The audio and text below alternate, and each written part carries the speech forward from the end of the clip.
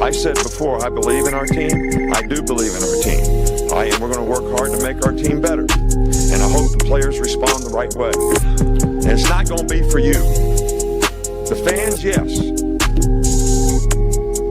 Because if it was up to you, we're 6 foot under already. We're dead and buried and gone. Gone. And just because you got beat on the last play, that can't affect the next play. Or that's breaking you. Your frustration is breaking you. Just because you miss a block, or you get blocked, or you miss a tackle, or you fumble the ball. What does it take to break you? Everything you put into it is right out in front of you. Let's go get this thing. Keep it going. Show me what you can do. Show me what to do. Be better. Let's go.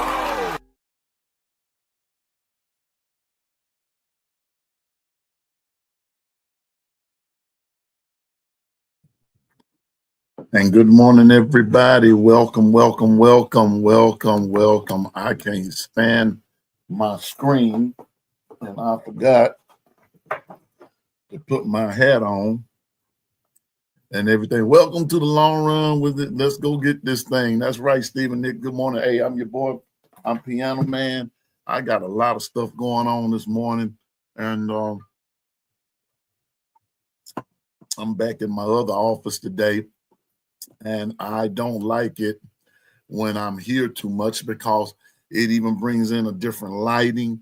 It seems like that I'm darker and all that kind of stuff. And I'm complaining this morning. I really am.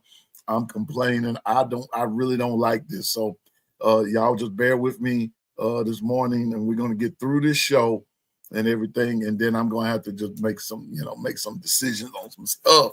And everything look like matter of fact, I'm going to get some new lights for in here. But first of all, good morning, everybody. Hope everybody's having a great day. Happy Friday to you, and everything. I'm kind of trying to find some stuff. Let me say good morning to everybody in the chat and everything. I'm going back to my formats and everything. Hey, good morning, Jeff. The other day I didn't, Jeff. Roll Tide to you and good morning. I caught one big flathead catfish, and that was about it, and a couple of babies, and it was not a very good day, and everything, but we just going for the rest and relaxation and everything does me well. It's all good though. But anyway, thank you for asking though, Jeff, and I'm going back possibly next week. I was going to go last night after choir rehearsal, but I got the feeling bad, and BP was sort of up yesterday, and I think matter of fact, I know I did. I ate something that I shouldn't have eaten, and so and I'm paying for it today when I eat certain things, and I like it, but I know I shouldn't.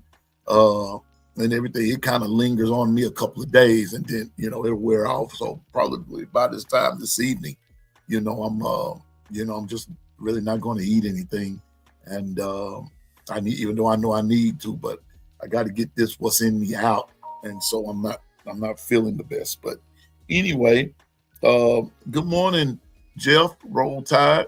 Good morning, Twister. Good morning, Stephen. Roll Tide to you, Bobby Sprinkle, good morning to you. Let's not forget that Bobby has changed his days to Monday, Wednesdays, and Fridays. And so he's going to be on today, I think. And Bobby's doing some amazing things in the world of graphics and computers. And speaking of graphics and computers, man, I got to give a shout out to my producer, Dwight, man. That's pretty cool. And I think he knows my favorite food is chicken. I'm just, I don't know about that Gamecock stuff, but anyway, anyway, just shout out to my producer, Dwight, that made that role, made Piano Man look good right there. Matter of fact, did I eat me some chicken last night? I sure did. I ate me some Kentucky Fried Chicken last night. Yeah. Yeah, but I love myself some chicken. That's right. So I hope that we get ready to do them, get ready to get out on them Gamecocks tomorrow. Like I said, I don't know about eating Gamecocks, but chicken, yeah, but all that other stuff. Anyway, y'all know what I mean by all of that. Good morning, Bobby Sprinkle and Roll Tide to you and Miss Tammy. Who else up in here? Latoya, what the business is. Roll Tide to you. Stephen Hicks, as always, my brother from another mother. What the voice is saying this morning, I know what they're saying. No mercy, and we're taking no prisoners. That's right. I think I got everybody going up the scale here. Yeah, it is a cool graphic deck, Latoya. That's Dwight. Thanks to my producer, Dwight. Hey, good morning, Herb and Raj. What's up with you? Roll Tide to you, Herb and Raj. Good to see you. Hey, man, it's Friday. It feels more like it's Monday for me. Is my sissy here? Wait a minute. This chat is jumping real quickly.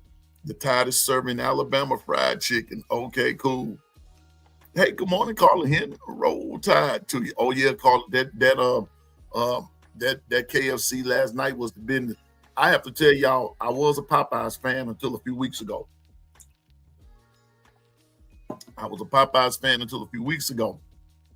Now, I will still eat it from time to time, but people that know me know I love my spoons. I love spicy food, and the spicier the better.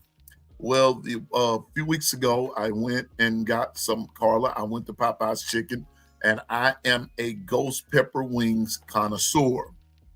Well, I don't know if this particular store was mad with me because I came at such a late hour. Hey, good morning, Lisa. Good morning. Roll Tide. I don't know what happened, but I ordered some ghost pepper wings for me and a friend. And when I began to eat them, y'all, I could not eat them. It's like they were heavy. They were heavy on the ghost, heavy on the pepper. They were heavy on everything. I took one bite of that chicken and I broke out in a sweat. Yeah, Carla, I broke out in a sweat after one bite. I said, "Oh my Lord, this is not going to work here. This is not going to work." They loaded it down with ghost pepper. You could literally see after one bite, you could literally see the pepper coming or the spice coming out of the chicken. That's the truth. And when we were going through the chicken, just looking at it, you could literally see the spice on it. I mean, you could literally see it.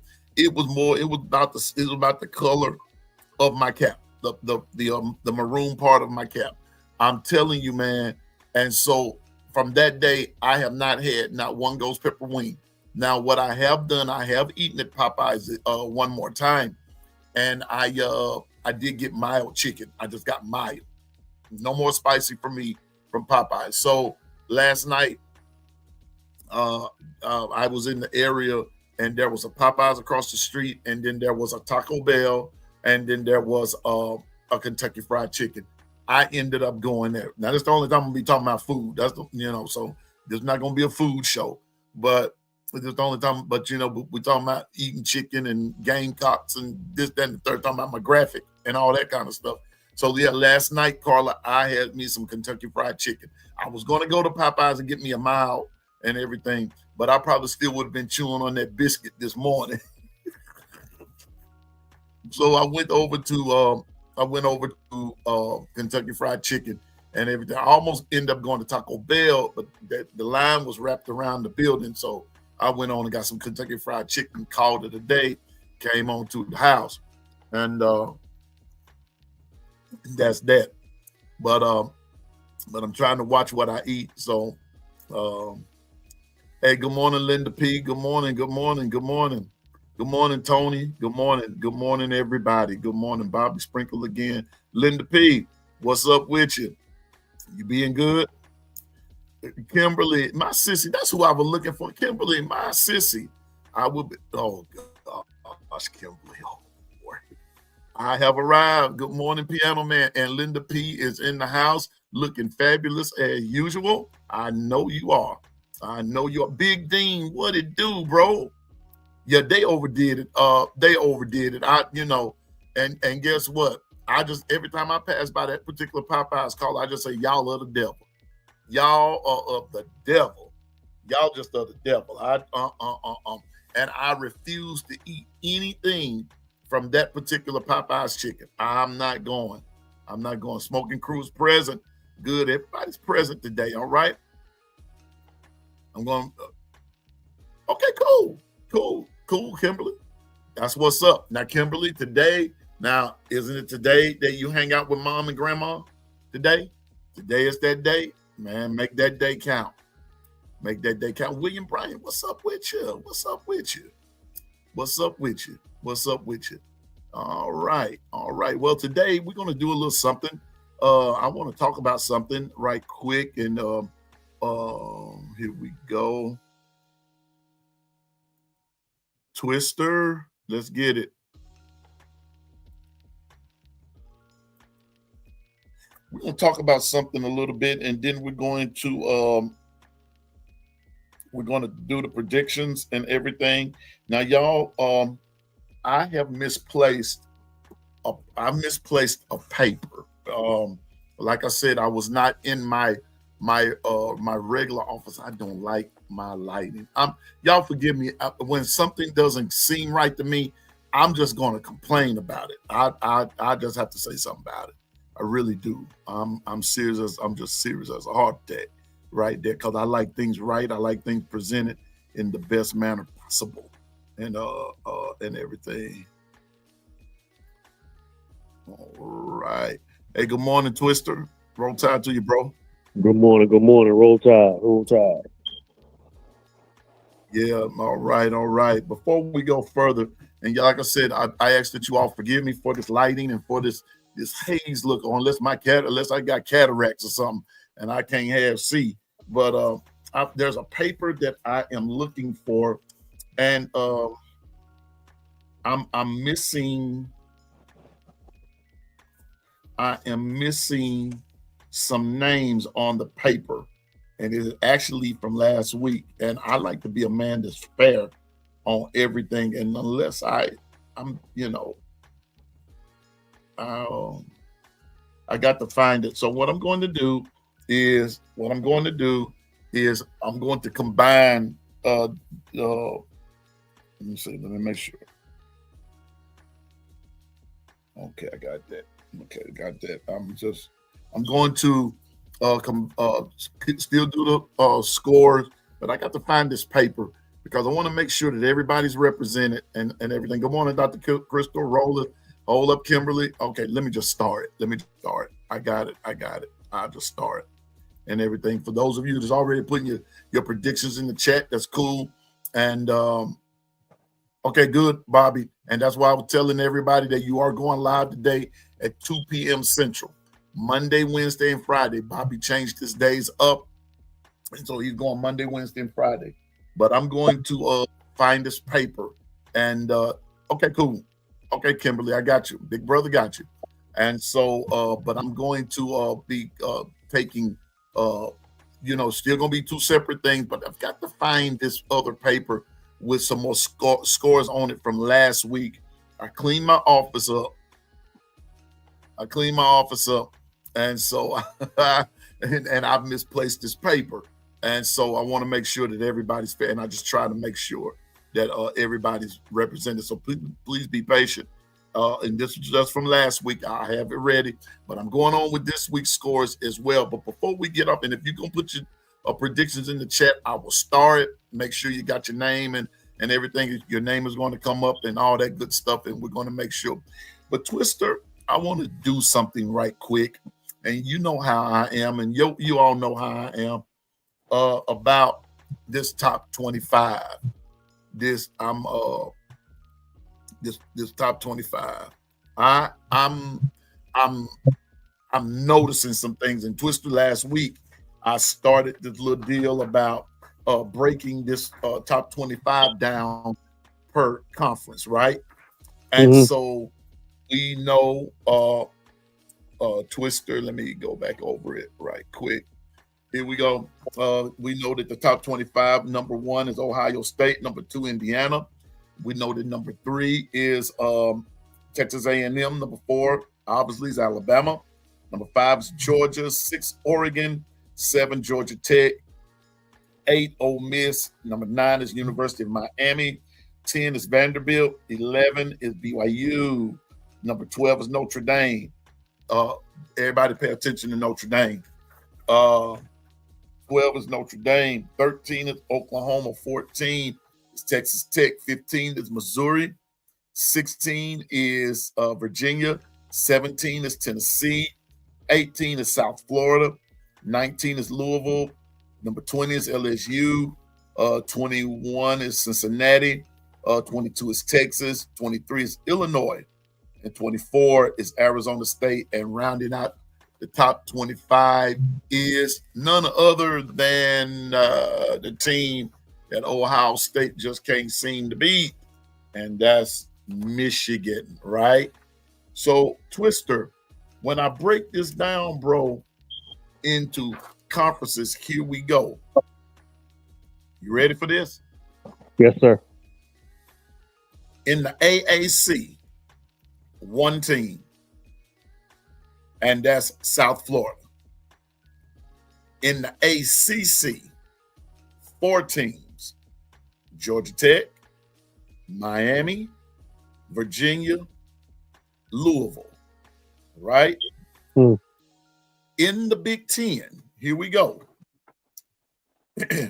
Ohio State, Indiana, Illinois, Oregon, Michigan. Well, here we go. Ohio State, Indiana, Oregon, Illinois, Michigan. All right. Mm-hmm.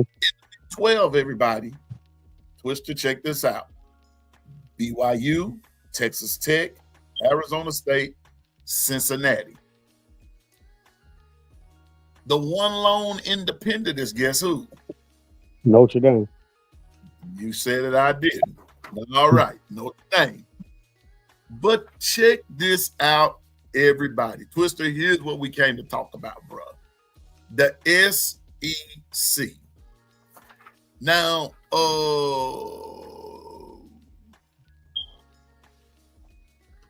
the SEC. Now, watch this. Number 1, Texas A&M, Bama, Georgia, Ole Miss, Vandy, Oklahoma, Missouri, Tennessee, LSU, Texas. Number 3, number 4, number 5, number 8, number 10, 13, 15, 17, 20, and 22. 10 teams. And Twister, here's what I'm getting at, big dog, and you can elaborate on this as well. When we first started this, we started actually with 11 teams. I think it was 11. With 11 teams. The thing that I'm getting at, each week, an SEC team either stays the same or somebody bumps somebody off and then somebody else comes in. You see what I'm saying? Yep. The nerve of some of these conferences to holler that the SEC is soft, the SEC is overrated, the SEC is this, the SEC is that, because here we go, Twister. Tomorrow, number 3 plays number 20. Yeah, number 3 plays number 20. Texas A&M playing LSU.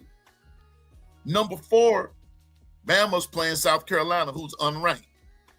But we all know that can change at the drop of a hat. Yes. Even though we're not claiming it, and it's most likely not to happen. But guess what, Twister? It can. It can happen.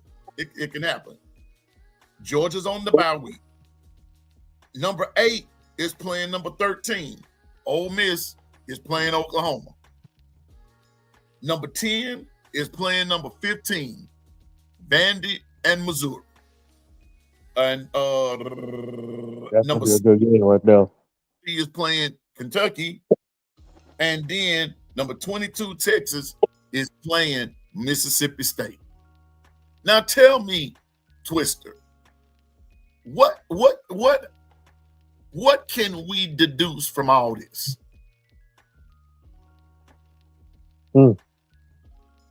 Most of the teams we playing in the SEC are mostly ranked.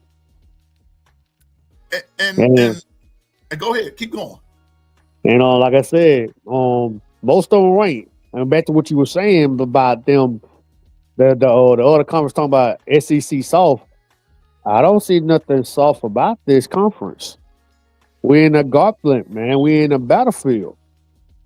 Every team basically tomorrow are playing each other. The whole conference is basically playing each other in ranks.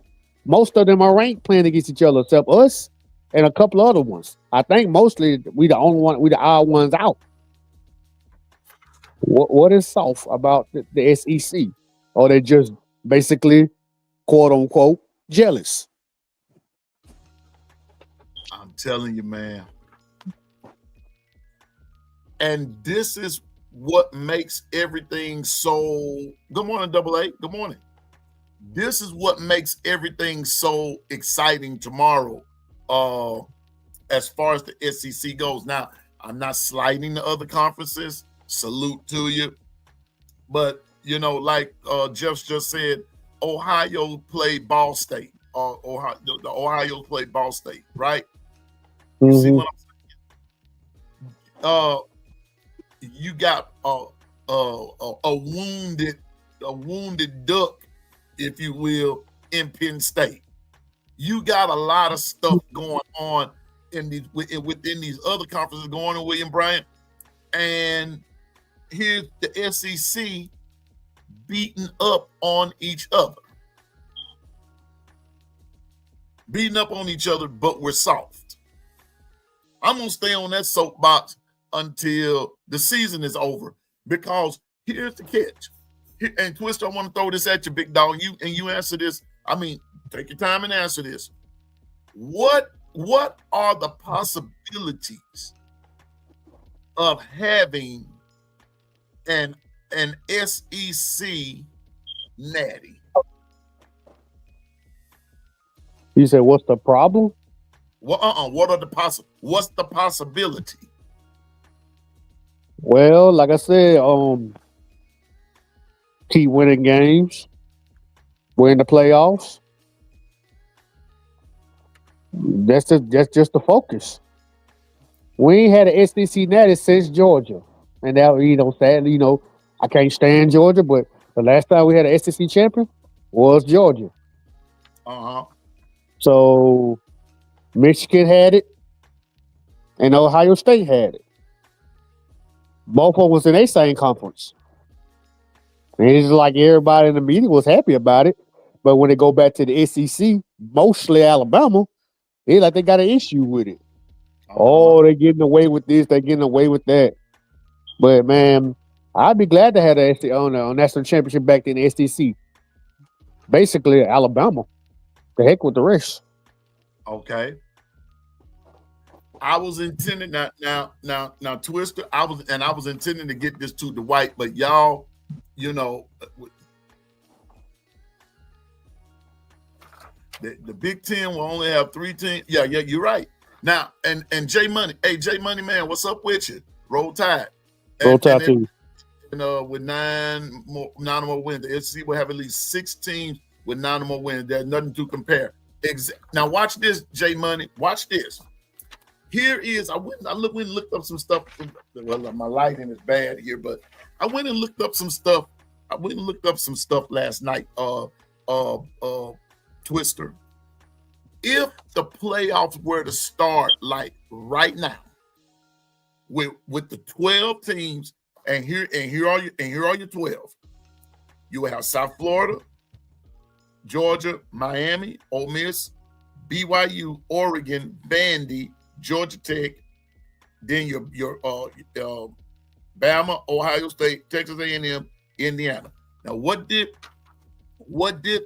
J Money just say? At least 6, right?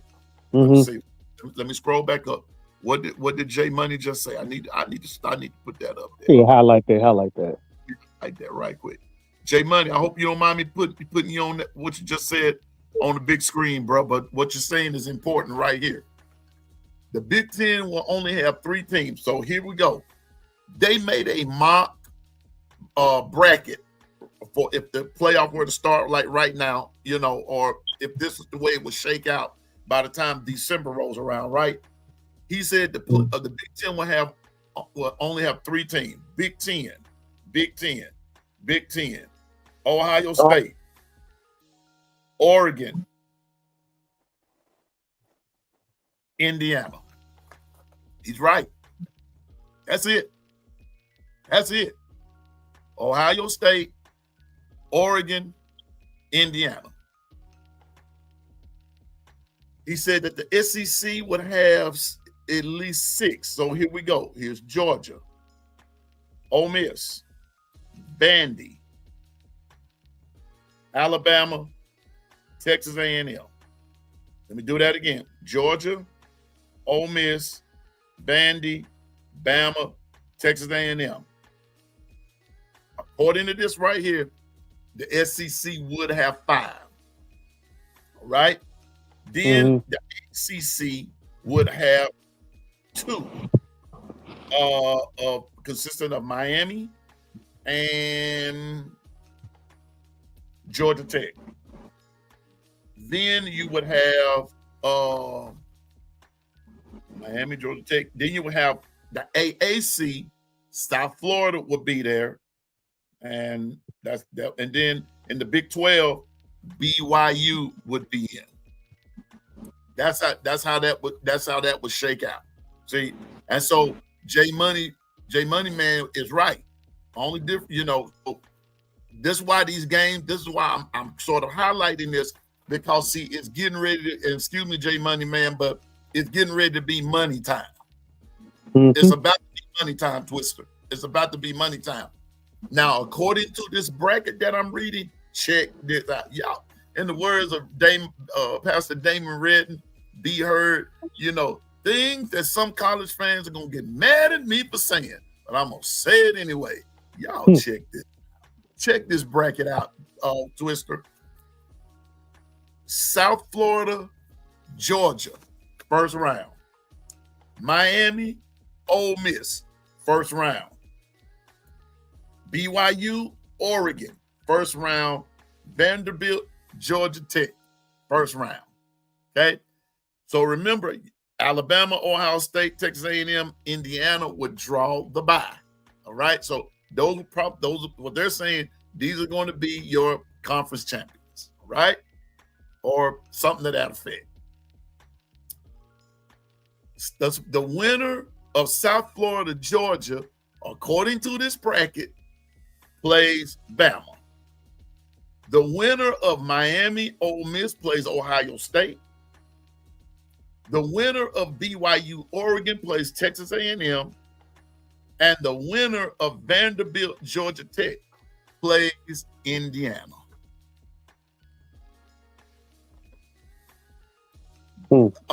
According to this right here, Twister.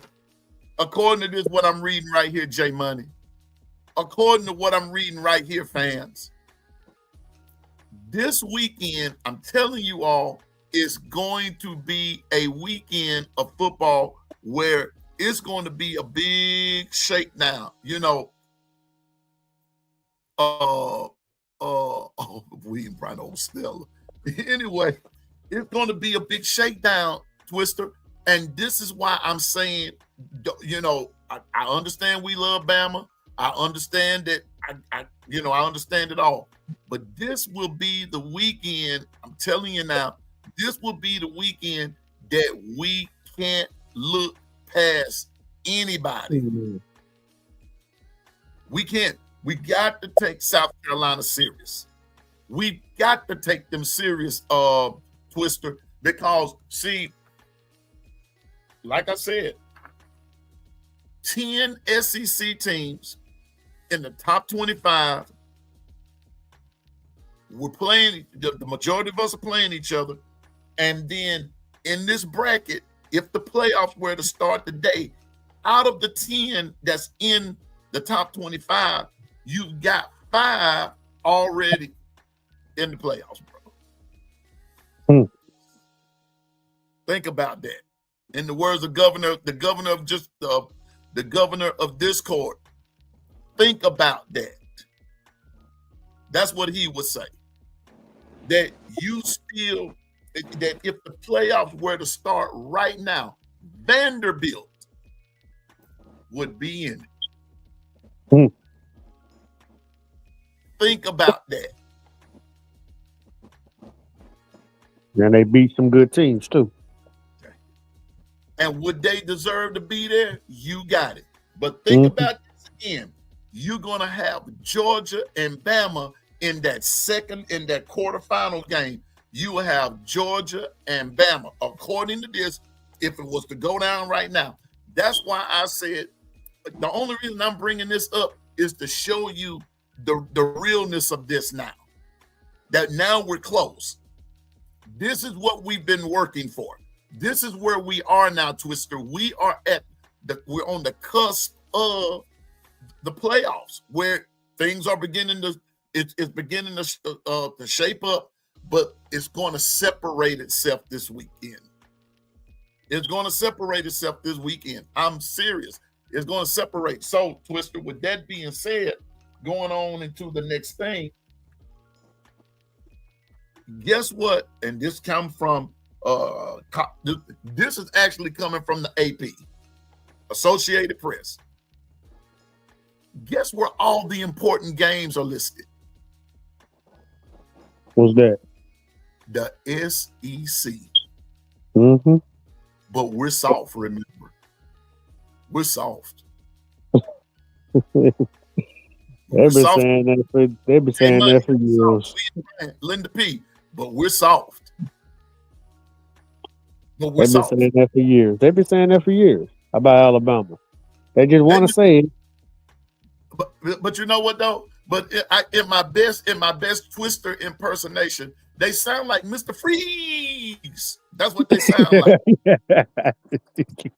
They sound like Mr. Freeze. Here you are with the number one game. Really, in my opinion, the number one game to me, the one worth watching. All of them are worth watching.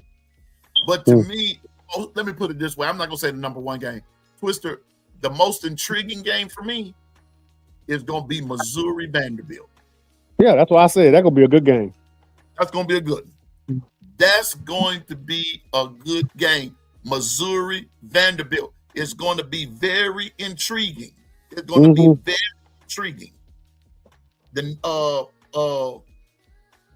And this is what they're saying about this. They said Vandy is the talk of college football after cracking the top 10 for the first time in almost 80 years. Damn. Their grandparents didn't even see that. But the reason, let me throw this out here. To tell the tape between these two teams are basically a mirror image of each other. Both of them got running quarterbacks that can run, that can run the ball and pass the ball. That quarterback from Mizzou, he good at finding ways to get to his receivers and running the ball and getting open, and running the ball for a couple of yards. Diego Pavier, the same thing. And both of their defense are good. Both of their defense are legit. So it's gonna be underrated. Gonna be a good game. Underrated. It's gonna be a good game. Yeah, I'm just telling you, man. And look at Latoya Piana, man. I don't doubt Missouri Defense can stop Pavia, but if not, can Bo throw enough to keep up with Vandy scoring? And here's the other problem with that, Latoya. I would very much take Missouri seriously if they were playing at home. They're playing in Vanderbilt. Vanderbilt is going to, look. Vanderbilt, like what Twister just said, others have said it. Vanderbilt AA has said it numerous times this week. Take Vanderbilt seriously. Those guys can literally play. This is not the 80-year-old. They ain't been to a top 10. What did they say? Hadn't cracked the top 10 in 80 years. This That's is a not long time. Vanderbilt That's 8 that we're decades. used to. I'm just saying. But like AA has said it all week long, don't underestimate Vanderbilt. I underestimated them last week. I'm going back to what I said.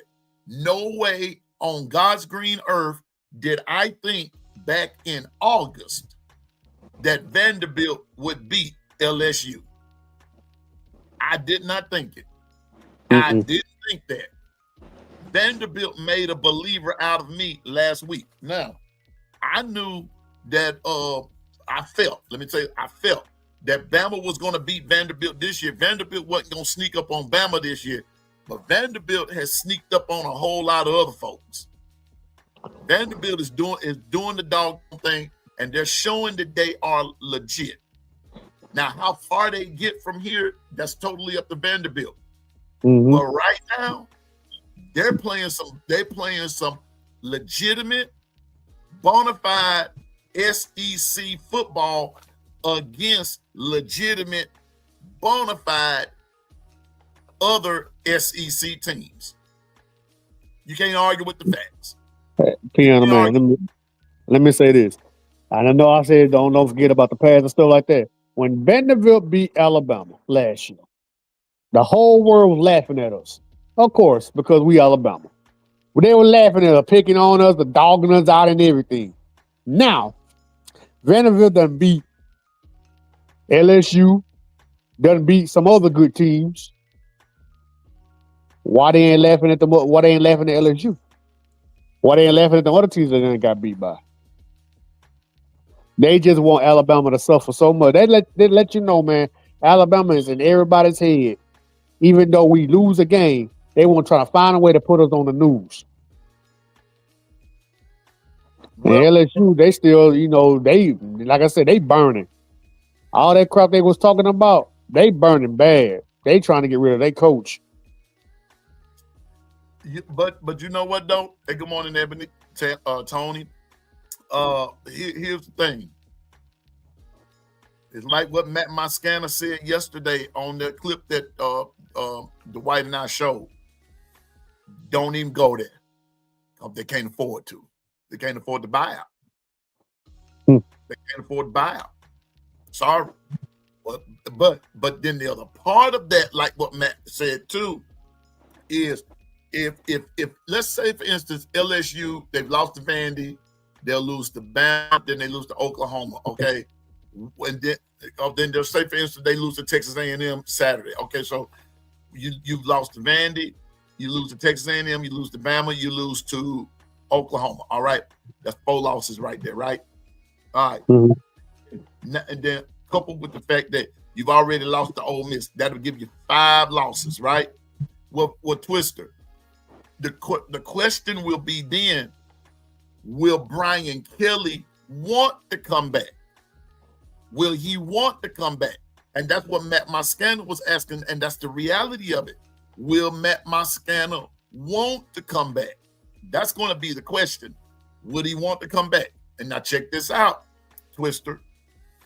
You remember I told y'all back in the spring, right after the spring, going into the summer, I told y'all that some things were going on in Baton Rouge. I told you that because I'm reading every day where this commit was all of a sudden decommitting.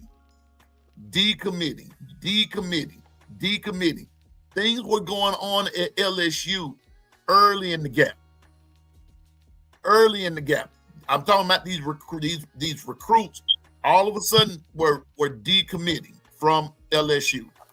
And I made the statement that I said something is going on at LSU, and then I said they're losing recruits, or guys are decommitting from there for some odd reason. Don't know why, but I'm getting in on in the Bleacher Report, and then in different things in Discord that I'm in.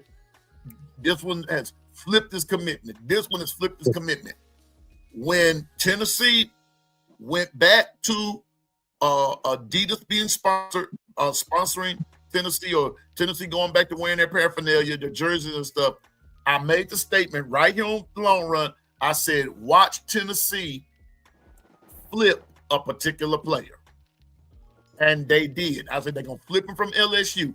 Bama wanted him, but because of business stuff, the NIL and stuff, Twister, Tennessee got this guy. Just like I said. And so LSU has been going on a downward spiral ever since. When what's his name? Bryce Underwood left and went decommitted from LSU and went to Michigan, that was a sign right there that something was wrong. And to me, yeah, Michigan had those deep pockets.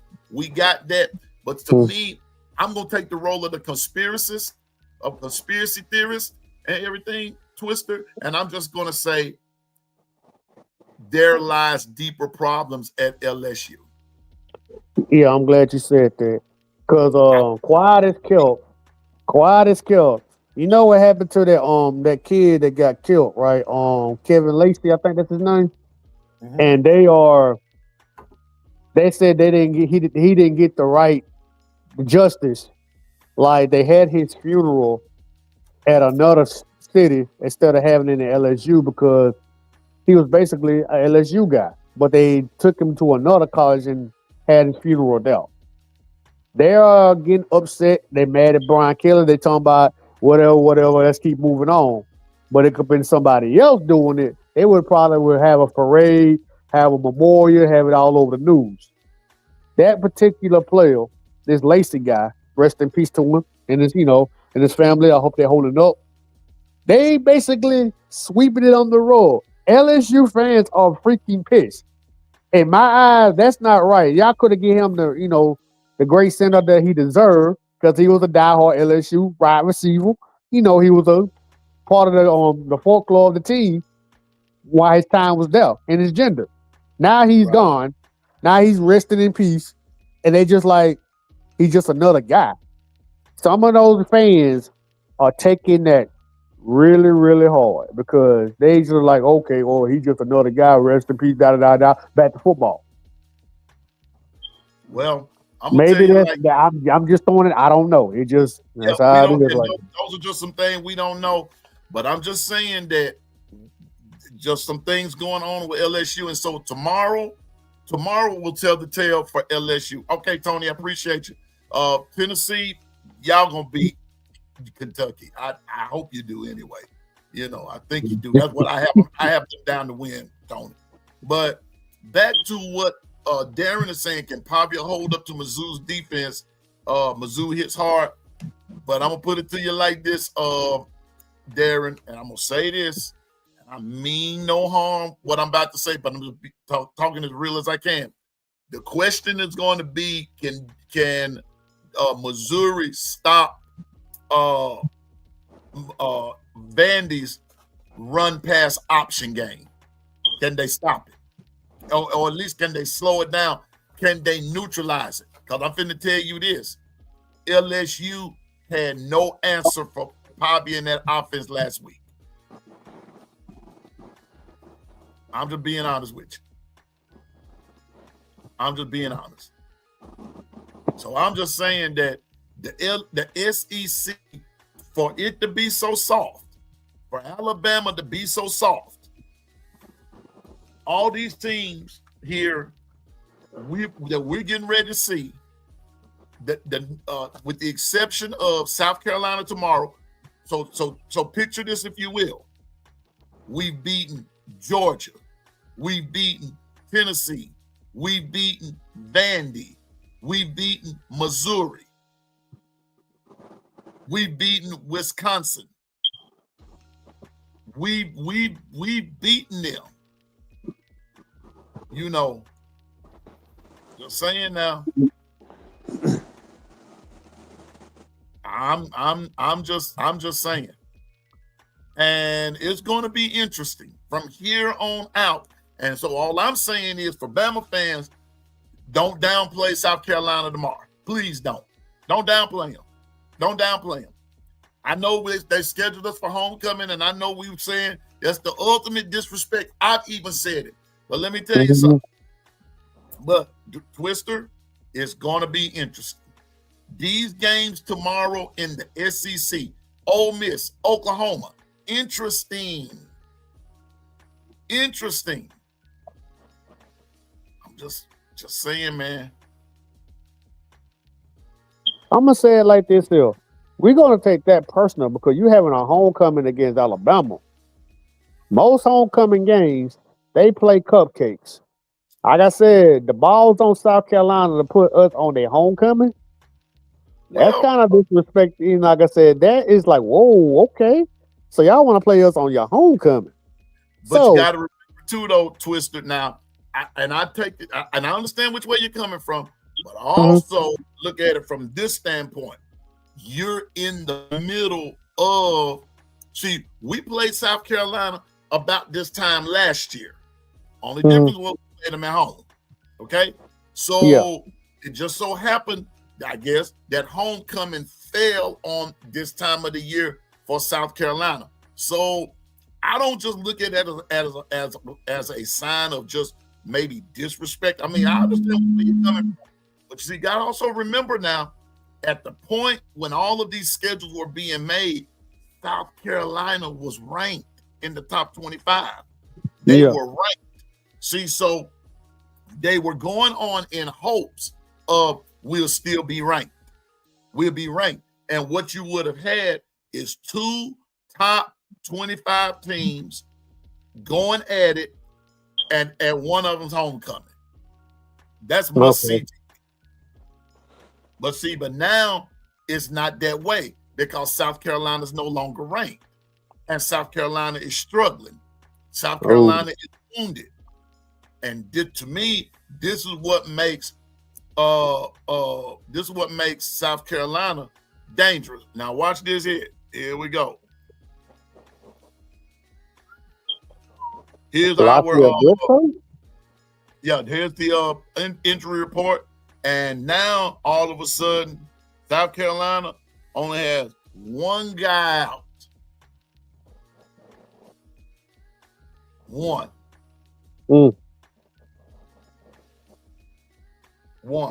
Now, for tomorrow is Brooks. Yeah, what happened to Lonnie Brooks? I'm not sure.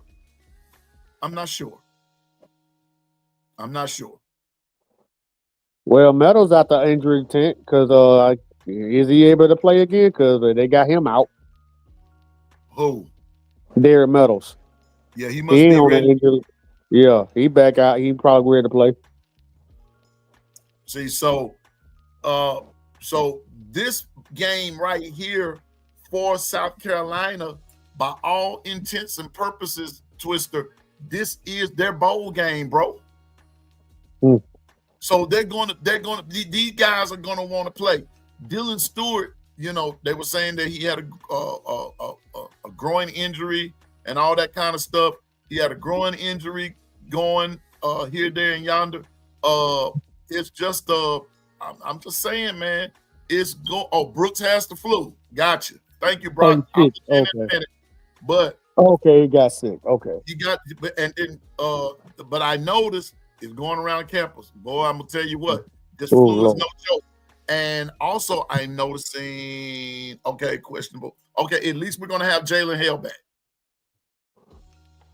So we're going to see only thing Piano Man is getting at is I'm looking at the SEC. I'm not just looking at Bama. I'm looking at everybody.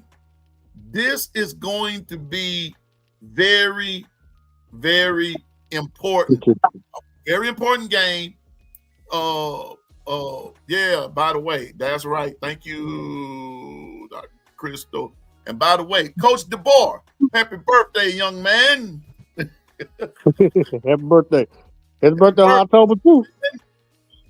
That's what's up. That's what the Oh, business man. is. So I'm just saying, man. Yeah, and we deep. What's up, Big Dane? Again, we deep in the wide receiver room. All I'm asking us to do, take South Carolina serious. Take these guys serious. Don't sleep on them, man. Take these cats serious, man, and get in there. Do what you got to do. Make it happen. Do it, because we got bigger fish to fry. Yes, we do. Not trying to make this no fool thing. Forgive me, Dwight. Wrong scenario, wrong interpretation right there, if you will. But we've got bigger fish to fry. We got a heck of a schedule coming up. We still got after tomorrow. We still have, after South Carolina, we still have Oklahoma to play. We have Oklahoma for homecoming. Now, for those that say that's disrespectful, that's just the way the schedule fell. And that's the way it goes. And remember, yeah, well, I ain't even got to go off into all that. Y'all know what happened in Norman last year. We gotta take that seriously. Yeah. We gotta avenge those losses. We are in money. I'm with J Money. We are in money time, man.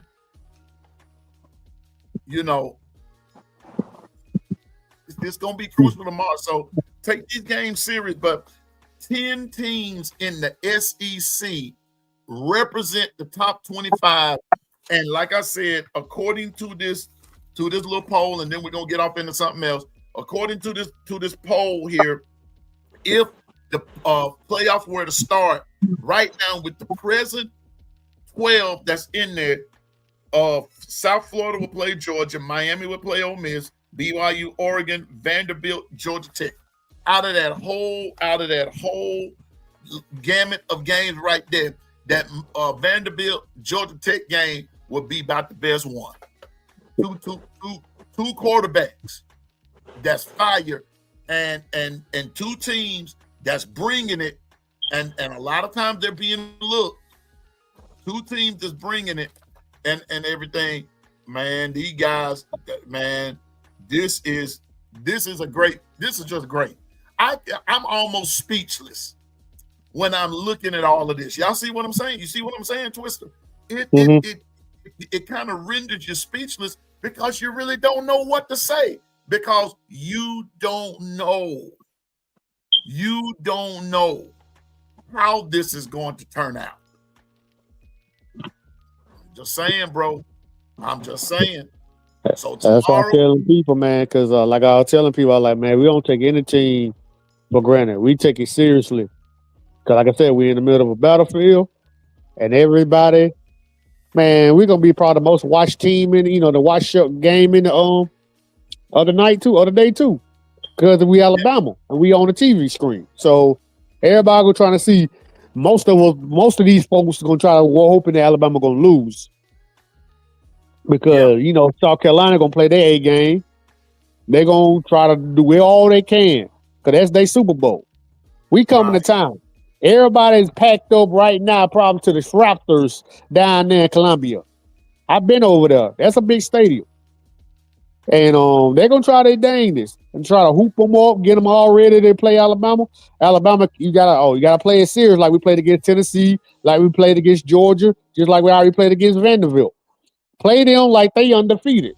Play them like they the best goddamn team in the country. Play them tough. Play them hard. Just play them late. Just keep it going. Keep the A game running.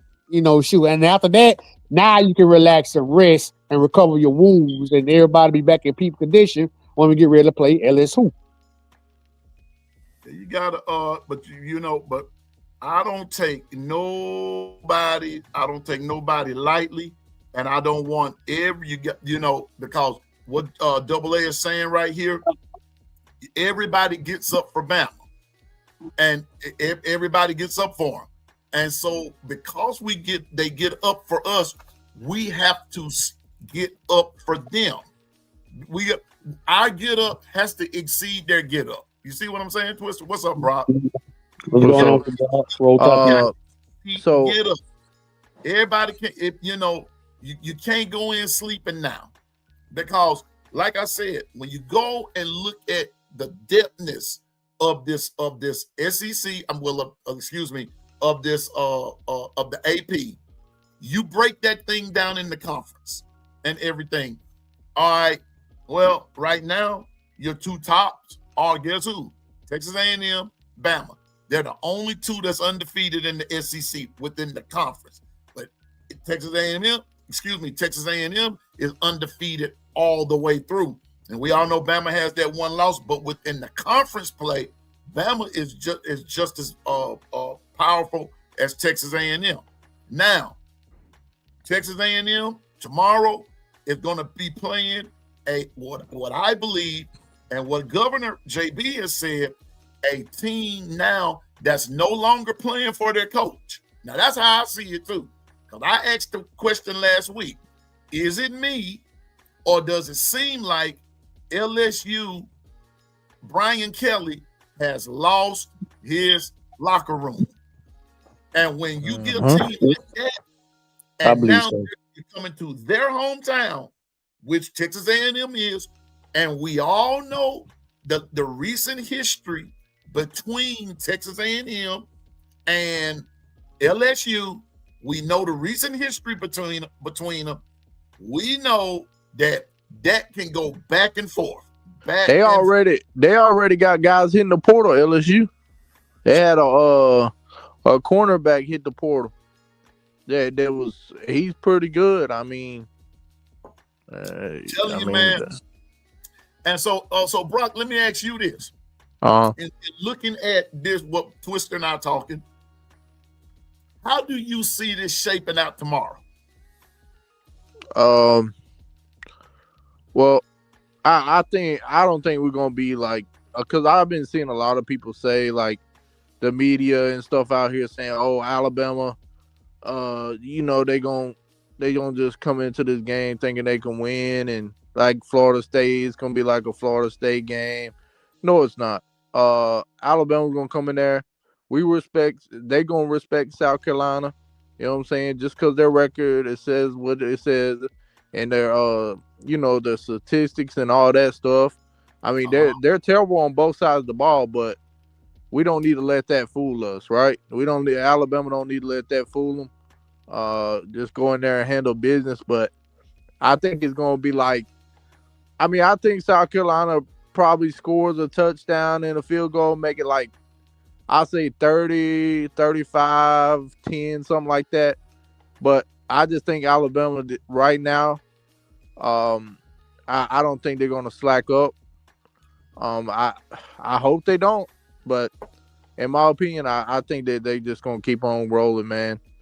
I don't believe South Carolina is gonna be able to establish a passing game against us like that.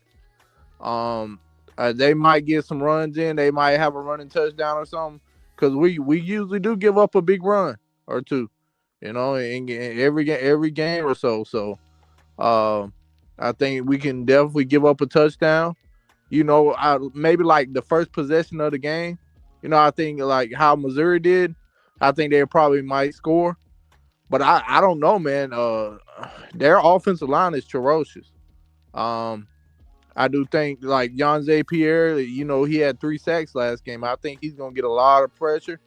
And I also think LT Overton is another guy who's gonna get pressure. I mean, and on the other side of our offense, I think our offense is going to be able to Ty's going to be able to get the ball out before those guys like Dylan Stewart gets to him. And Geno Vandermark is not playing, which, I would say that's a plus, man. In my opinion, because I go back and watch tape on every game that we play, on offense, defense, special teams, whatever. And I think the first possession of the game, Gino got absolutely destroyed. Yep. And you know what? We can't be having that because that's risking our quarterback to get hurt and stuff. And we need the best guys out there, to get the job done. But Gino, he's probably not going to play this game, which is a plus for us. So I'm glad he's not playing because he got absolutely ran over on a couple of plays. So we can't have that. He's gonna have to toughen up. I don't know what he was doing out there. I don't know where his mind was, but it definitely wasn't on the football field because he just got absolutely obliterated. But Latair Brooks, I mean, I think probably Rico Scott will take that spot, or maybe Jalen Hale, like y'all was saying earlier, for that. But I really think Alabama's offensive line, I really think they're gonna be ready for this one. I really do. And now I feel like the Alabama is still, not happy, with what, even though we're on a little win streak right now, we've got a couple games, it doesn't matter. You know what I'm saying? We got to finish the job. And Kalen DeBoer said that Alabama hasn't played Bama hasn't played their best game yet. So Right. we're still waiting to see that game. Now, is it this game? I don't know. It may be a playoff game when we play our best game. Who knows? But I do think Alabama wins this game by 2 to 3 scores. That's just my opinion. Maybe I'm biased, but hey, I'm liking what I'm seeing out of this team, man, and the resiliency, the adversity. You know what I'm saying? Like just the drive in them. You know what I mean? Like it's like they really want it. You know what I'm saying? And when the season first started, after we lost to Florida State, the boys like, we got to find ourselves. They got to find themselves, and I think they really did find themselves, man. And I really think that they found their identity of this football team. And I really like where we're headed, man. But I got Alabama winning this game. Lenoris is he's gonna be hard to bring down, man. He's a big guy. He's strong. He's physical. He's gonna bring it, man. I'm gonna tell you, they're gonna do everything in their power to try to knock Alabama off tomorrow. You can best believe it. But I do think Alabama's the better team by a mile. But that doesn't mean we can't lose, man. I mean, the game got to be played, and they're gonna come out beating their chest in. They're gonna come out like Florida State did us. I'm just telling you, this is a dangerous team. Just because their record says, that they're not good, I promise you, they're gonna throw everything but in the kitchen sink at Bama. So thank you. I'm glad you said that because Brock, they coming. Yep. I'm already knowing, man. I'm already knowing it's gonna be a dogfight, but I still got us winning by doubles. So they coming, bro. They on the way. They are coming.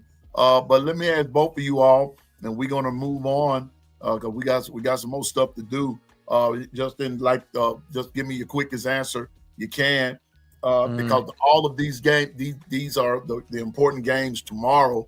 We'll do Bama and South Carolina in a minute, but let me get y'all's feel on Mizzou Vandy. Who takes it? Starting with you, Twister. Like I said, there was a mirror image of each of them. Well, right now Vandy's hot. Mizzou came back and won a game against Auburn after they bye week. I'm assuming that was their bye week. Okay. So I'm going to say Mizzou. I'm gonna say Mizzou because both of them do got a defense, and Mizzou is they got a good defense and their quarterback. I don't think they got a problem here. They got their O-line. They all line got to protect their quarterback. But I Gotcha. think Diego Pavio will probably, light them up. But I got Mizzou winning. Gotcha. Missouri. Brock, Missouri, Vandy. Who you got? I'm gonna go Vandy here, man. I'm gonna say Diego Pavia is the difference here because I feel like he's the more experienced quarterback. He is the guy that's got Vandy playing the way they are, and he's the one that brings that juice. But I just think Perbula, however you say his name, Bo Perbula. I don't think he's that good, man. I think he needs to develop some more as a passer. And I think that's where they're gonna lose the game. Because of his quarterback IQ is not there, right? I think Diego has developed from last year into a really decent a good quarterback. I'm not gonna say decent. I think he's good. But I do think it'll be a close game. I'm gonna say around probably like 27. Let's go 27-21. Okay. Vandy. I like 27-21 Vandy. So I just think Diego and that I think but I'll say this, if Missouri does win, it won't be shocking because they have one of the two best edge rushers in the SEC this year. So they could definitely cause like a defensive fumble, strip fumble for a touchdown or something. Anything can happen, but I do like Diego. I think it's a home game, right, for Diego and them. Yeah. I like them to win that game, 27-21. But yeah, I got you. I'm gonna go with I'm like I said, I'm not gonna listen. The old folks used to say, "Find a fool, bump his head," and I won't be a fool two weeks in a row. I'm going to have to go with Vandy. Only difference will be I'm going to and you said what now? What was your score there, Twister? Twister. Oh, I ain't said a score. I just said Mizzou might, edge them out. But it'll be a close game. All right. I ain't And said no then score good. now, Brock, what was your score? 27-21 Vandy. Got you. Yep. I'm going to stay around in the same area, but I'm just going to say 27-24 Vandy. I think it's going to go back and forth, and I think a field goal wins it. 27-24. Okay. I want to say that. Here we go, Brock. I'm gonna start with you this time. Here we go. Texas A&M, LSU. Who you got? I've been back and forth on this one because I've really been thinking about these games this weekend. But man, I want to say LSU because it's at home, right? But man, LSU's just playing so terrible offense, man. You know what? I'm gonna go out on a limb and say Texas A&M knocks them off. I'm gonna say A&M gets it done, man. I think A&M's a legit team. I think they're good enough to go in there and win at Death Valley, even though they haven't yet. I heard they haven't got over that LSU hump yet, but I think tomorrow's the day that they get it done. I'm gonna say it's another low scoring game. I don't think it's gonna be a shootout. I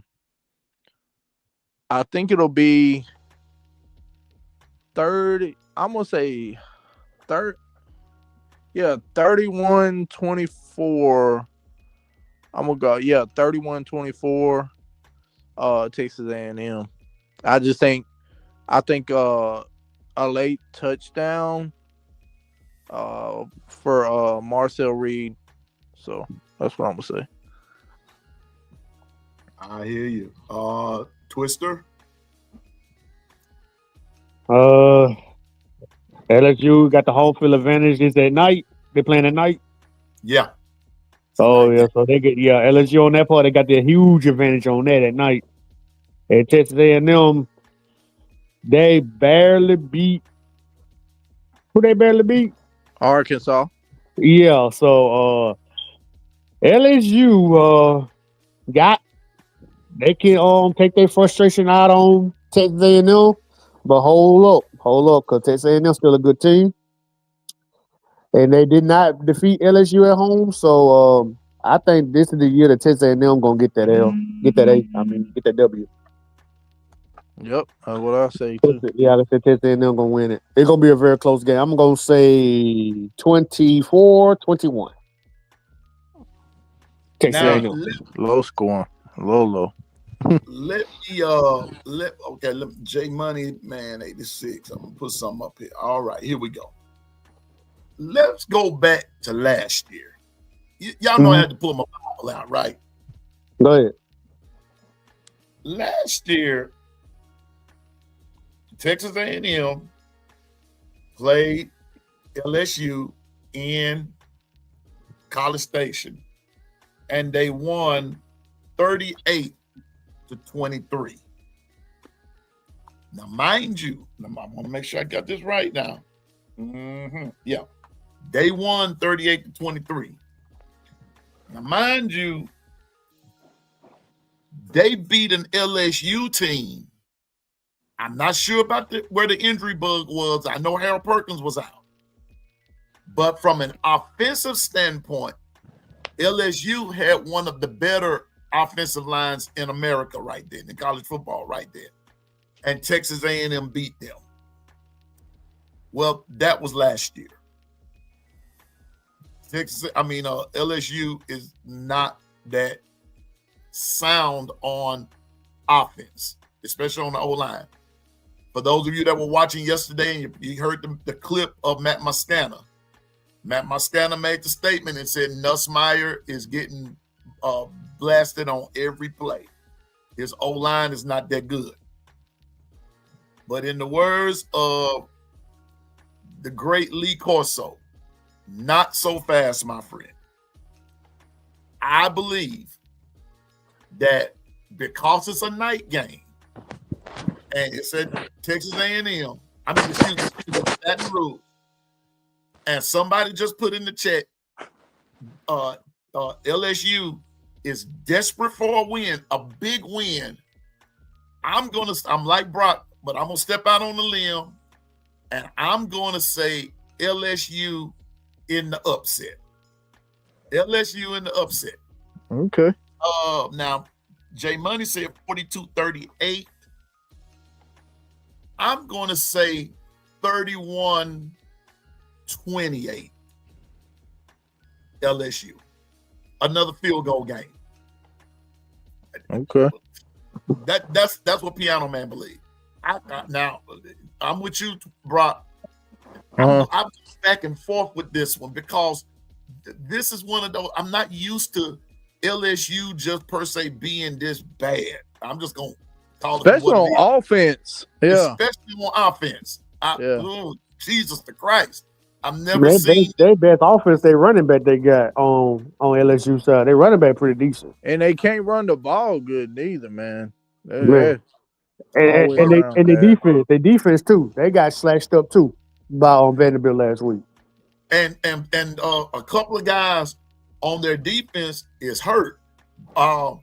Wet Weeks is hurt, and I'm concerned about him too, because Wet Weeks gets sick in the middle of every game.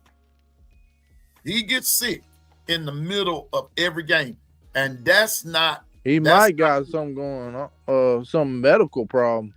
I don't know what's going on with him. What's up, B Sharp? Good to see you, man. Great show last night, bro. Great show last night. But I'm telling you, he gets too hot. That's what it sounds like. I don't know. Something's not. He did play a good game last week against Vanderbilt. He did, and then I ain't see him no more. Say what now? I said Wet Weeks were doing pretty good against Vanderbilt. I think since he went out, this went on. Vanderbilt turned up the heat. But no, Wet Weeks didn't play last week. That was his brother. Oh, wrong one. Okay. That was the other week. Yeah. Oh, my bad. I got confused, man. My bad. I thought that was a hell. Yeah. Double A know what I'm talking about. He throws up. That's why I just say he gets sick, but she went on put it on out there. He throws up every game. What? In the middle of the game. Oh wow. He You got some she's bubble lying. guts or something. Everybody, people that have watched LSU this year, Weeks gets sick every game. He'll be out there lined up in his defensive stance and just start throwing up. Now that's the truth. That's the truth. He does it I know he's done it. I just said that's not healthy. Is he getting a hold of some bad gumbo or some bad crawfish or something? Something's wrong. You gotta get out a couple of weeks, man, and get that checked out.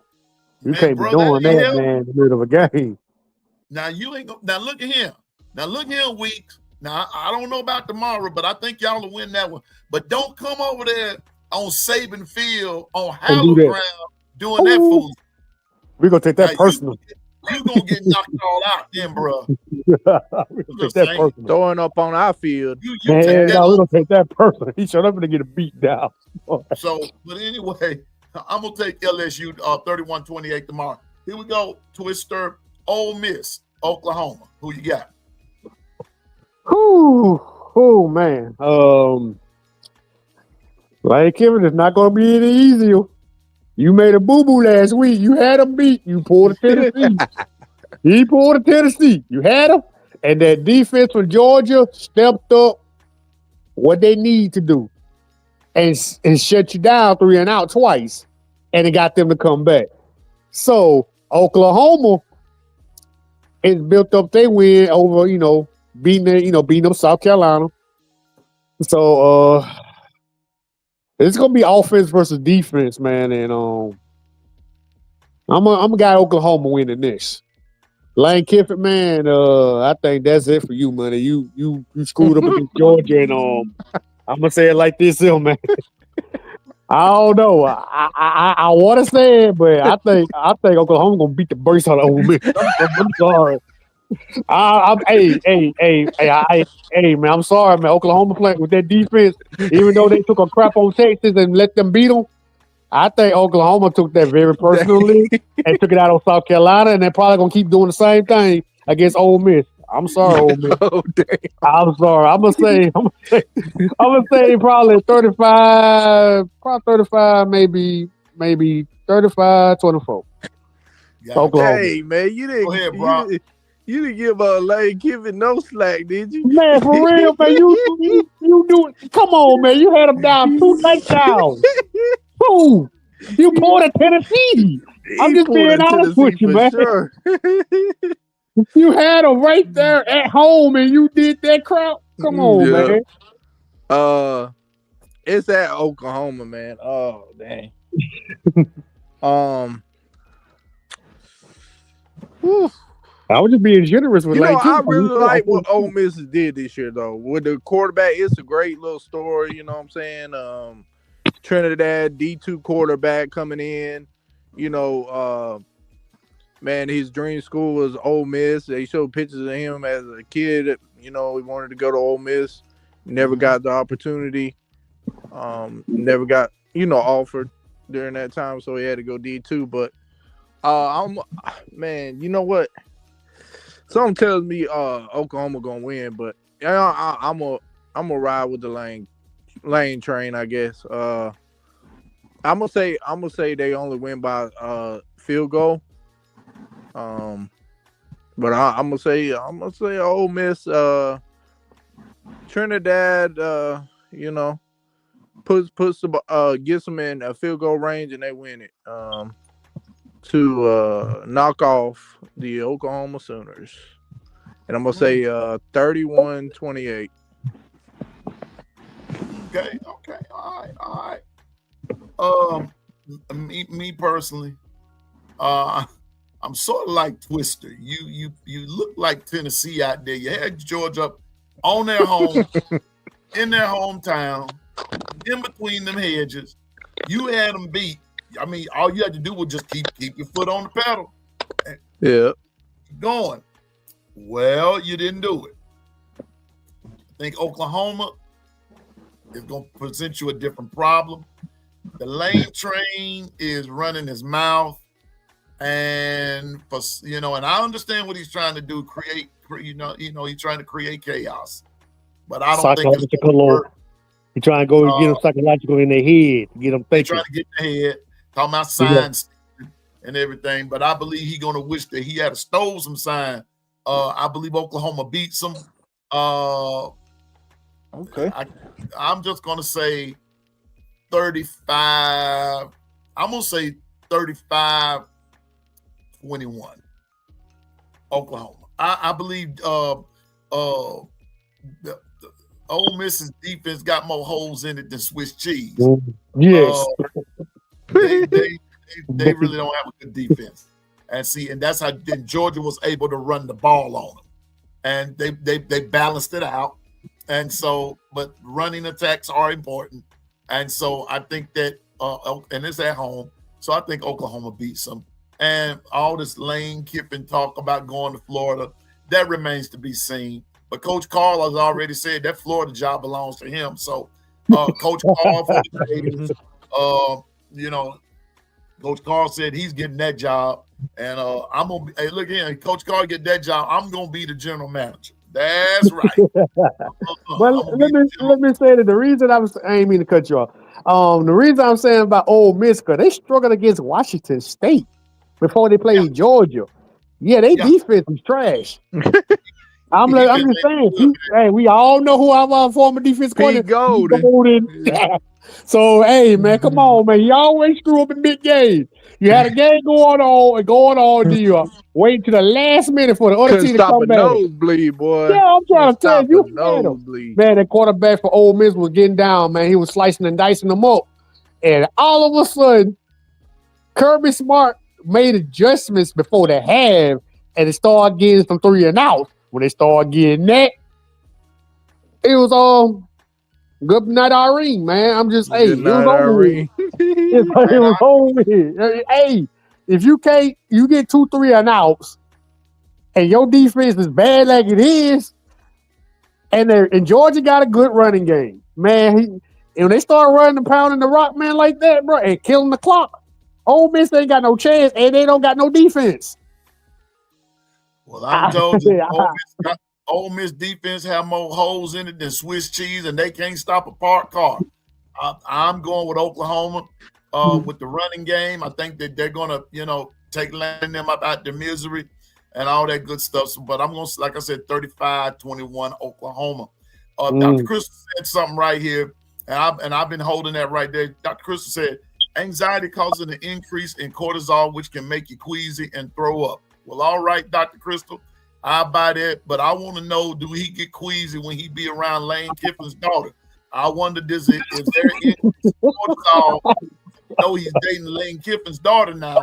And I'm wondering if there's an increase in cortisol when he's around her. So if that's going to be, that dude just got some increase in cortisol, and it sounded to me like he need a cortisol doctor. Sounded to me like he need a doctor. So Dr. Krista, go check on that man and everything. Yeah, doctor's orders. Take 2 of these and call him in the morning. Yeah, because I'm gonna tell you what, he sounded to me like, wait a minute, what's that? Dramamine. Sounded to me like this Dramamine ain't working no more or something. For motion. He don't even need to be on the field. He doing that. He don't need to be on the field at all. You got to go the nerves like that, man. Get off the damn field. Man, get out. Don't let goddamn Marvin Costas talking about anxiety. That's like, oh hell no! Don't bring no anxiety crop to that man's face. Talking about some anxiety. Man, I remember, man, when he said that about Will Anderson when we lost to Tennessee those years ago. Yeah. That boy said anxiety. You better have no anxiety in no game. You don't have no anxiety playing for Alabama, man. What's wrong with you? I'm talking about, man, you sitting up here. Will Anderson's a great linebacker at that. To be honest with you. Anxiety. Yeah, Marvin said, if you got if you got doggone I remember what Marvin said. He said, if you got doggone nerve problems and you got anxiety and stuff, man, you don't need to be playing for the University of Alabama. He said, we bring the anxiety. Exactly. I mean, come on now. That Something joker wrong. was disgusted when he heard that. Hey, Yep. hey, Brock. Hey, Twister. Every week, something wrong with Weeks. Yeah. We better take it. He better stay on weeks at the He got house. a weak immune system or something going on, ain't And some, I mean, That sounds like he got the right name, Weeks. it? man, I'm like, but he better take Hey. those weeks off and recover. man, yeah. Wait a minute, go. Hey, your last name need to be Days, as in off. I remember Weeks trying to Hey, stop oh, Miro bro. last year, trying to chase him down. Boy, he had a long day. That boy was tired. Yeah, we need to take some weeks off. Weeks off. I'm talking about, and when they show an LSU game, y'all, every week, they highlight it when you get to Sports Center, him throwing up somewhere. Man, don't nobody want to see that. I bet you his hair was stank. I'm just being honest with you. I bet you he just smelled bad. Cause that stuff don't, man, anyway. But And Will Anderson, by the way, man, he playing some good ball in the NFL, man. Oh, y'all saw that strip sack, strip fumble, whatever it Mhm. was? Will Anderson, yeah, he's a good player. He just said that everything just pissed him off and Constant that damn day. He a good ass linebacker, man. Don't get me wrong. He's a beast. But he said that pissed that man off. And that's what happened. Will Anderson's a great linebacker. One of the best. He up there with the Hightowers and Ratchet Reckless and Ruben Foster's. You doggone right. Yeah, he up there. He should never just said that. He could have just kept quiet. well, He one of the greats at Bama, man. And I got to chat here, but right quick, Martavis said the last thing on this one, Oklahoma offense must score enough points to beat Ole Miss, and Ole Miss is going to score points. Yeah, but to Martavis, Oklahoma has a pretty cool defense. I'm not discounting what you're saying, but I think Oklahoma's defense is going to neutralize some way or another. They're going to neutralize that scoring attack. Yeah. They won't stop them from scoring, but I don't believe that Ole Miss is going to be that potent like they normally are. But I still believe Oklahoma wins the game. Ole Miss messed themselves up last week by losing a game that they should have won. And because Georgia ain't the old Georgia we know. Like this Georgia team is very beatable for a lot of teams. Dude, we beat the old Georgia, Brock. Yeah, like this Georgia team, man, they soft, man, on defense. Like they defense is fresh too.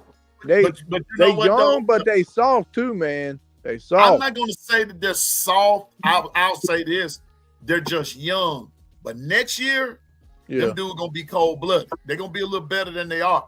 But I'm gonna tell you what's hurting Georgia, and I'm not on it because they got the bye week. But I think what's hurting Georgia is their youth. I've been saying it from the word go that their dominance is not there. It's not there. They're not dominant anymore. This year they're a little bit more offensive minded because they have to be. But anyway, but what I mean by soft though, Piano Man, is like their D line, like up front, it's not strong, man. They get pushed around too much, you know. That dominance not there. They're not dominant. Yeah, I've been saying that, and some Georgia fans get mad with me about that, but it's true. It's the truth. Yeah. It's facts, man. I mean, they said the same joke. I mean, they even saying, "Oh, Bama ain't the same Bama no more. Oh, Georgia ain't the same Georgia no more." So let me cut you off over this right here. Everybody saying they're young. Alabama's a young team too. Look what they doing. But see, some people like there's no excuse. Oh, you Georgia's a young team. Alabama young team. We playing a lot of freshmen, man. Especially on we playing babies all over the field, basically. Yep. So I'm just saying you can't get mad on the offensive line everywhere. Like, you can't say Georgia. Oh, that's a young team. I'm like Alabama's a young team too. But let me finish though, Twister. But here's the difference. Yes, Alabama's young, but Alabama is experienced. Yeah. They have a lot of young, experienced guys because they did play those freshmen. They did do that. Georgia didn't do that all the way across the board, and it's noticeable. It's noticeable. Mm-hmm. But These young guys, now Georgia's having to play a lot of young cats this year, but those guys are not experienced like that. Bama's young and experienced. Georgia's young and learning. They're learning. They're having to learn this year. But Bama, the only thing that Bama is doing that Georgia is not, I don't know if y'all will agree with this, but it's just Piano Man's opinion. Alabama is establishing a particular dominance. They're establishing it. Week to week, they're establishing a particular dominance. Now, both of you all said something about what Coach DeBoer said about haven't seen the best. The way Piano Man looks at you haven't seen the best, you're not going to see the best because each game is going to bring something different. So what you're going to see is the best in that particular week. Now you get to the big picture of it all. I think there is such cliche as save the best for last. Maybe that's what we're about to witness. Maybe that's what we're going to witness. It's the end game, but we'll just have to take it one game at a time and begin to see the best week to week, game to game. That's the best way I can put it. That's the best way. I agree. I don't think we're going to see the best until the very last, when it's time to put the cherry on top of the sundae. That's when I believe you're going to see it. It's like if you gone to college and graduated, I believe that's when the capstone comes out. But until then, you're going to continue to go to class, pass, take your test, pass, go to the next one, pass, take the test, pass, continue to do until you can get to the capstone. Then that's when I believe it comes out. And each week you got to treat it like a capstone. That's how I see it. So, and I'm not saying that I'm right. It's just an opinion. That's just how I'm viewing it. You see what I'm saying? So, brothers, it's a beautiful thing. But far as that Georgia thing go, because if they were to play, I'm gonna be honest with you.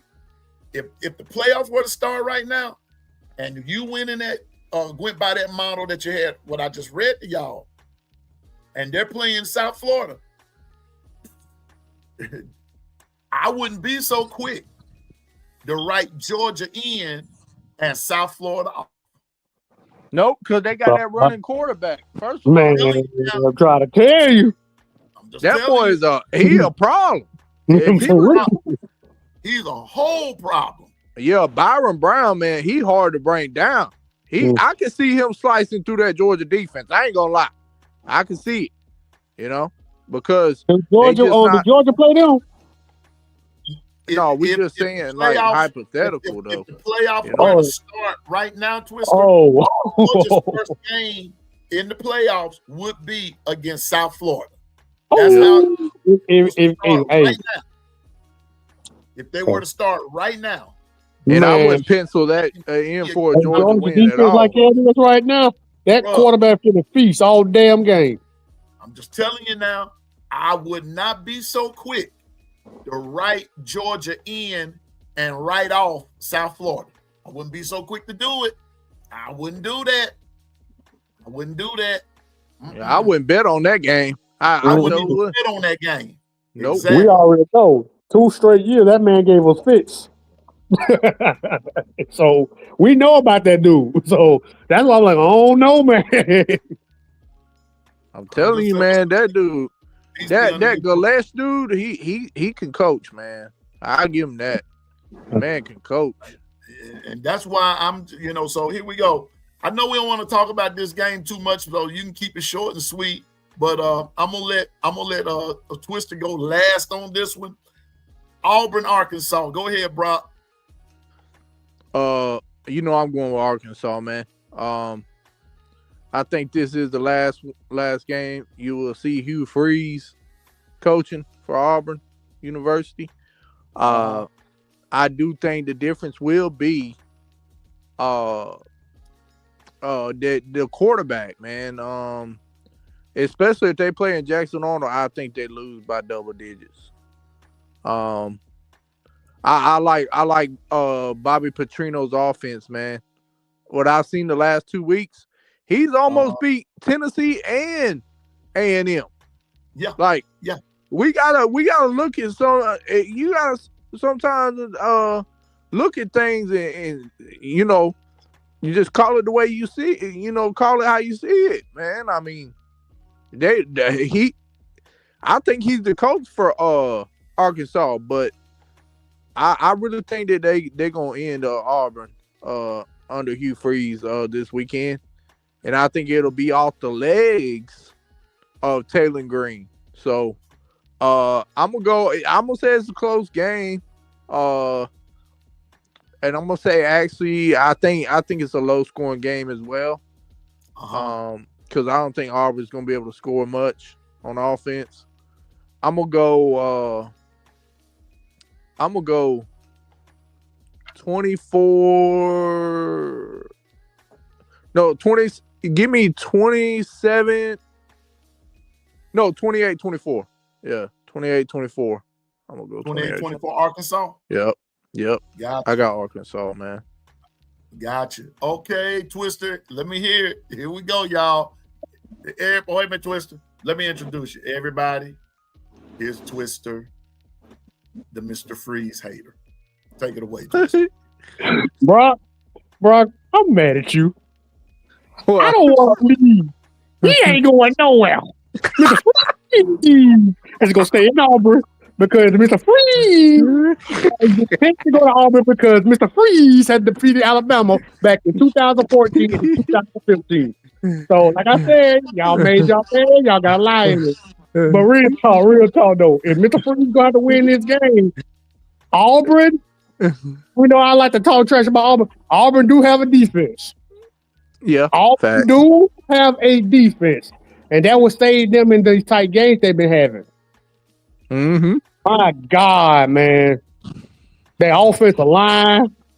What we always say, Piano Man, down goes Arnold. Oh, yeah.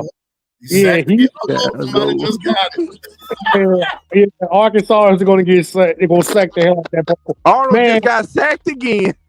But let me say it like this for real. Being real. Get rid of that offensive line. Coach. Like, the offense. Keep him. Remember you said keep Hugh Freeze. Keep him.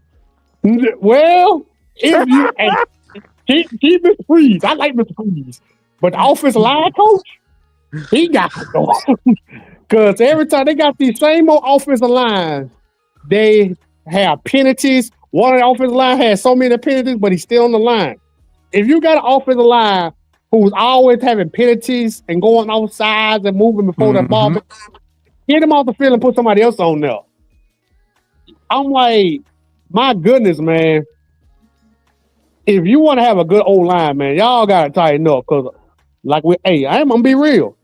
Bobby Petrino is an old school offensive mind guru. He had Arkansas in a prime in the mid 2000s, like 2009, maybe 2000. Yep. Maybe when he left. That man knows that damn program. So I won't be honest.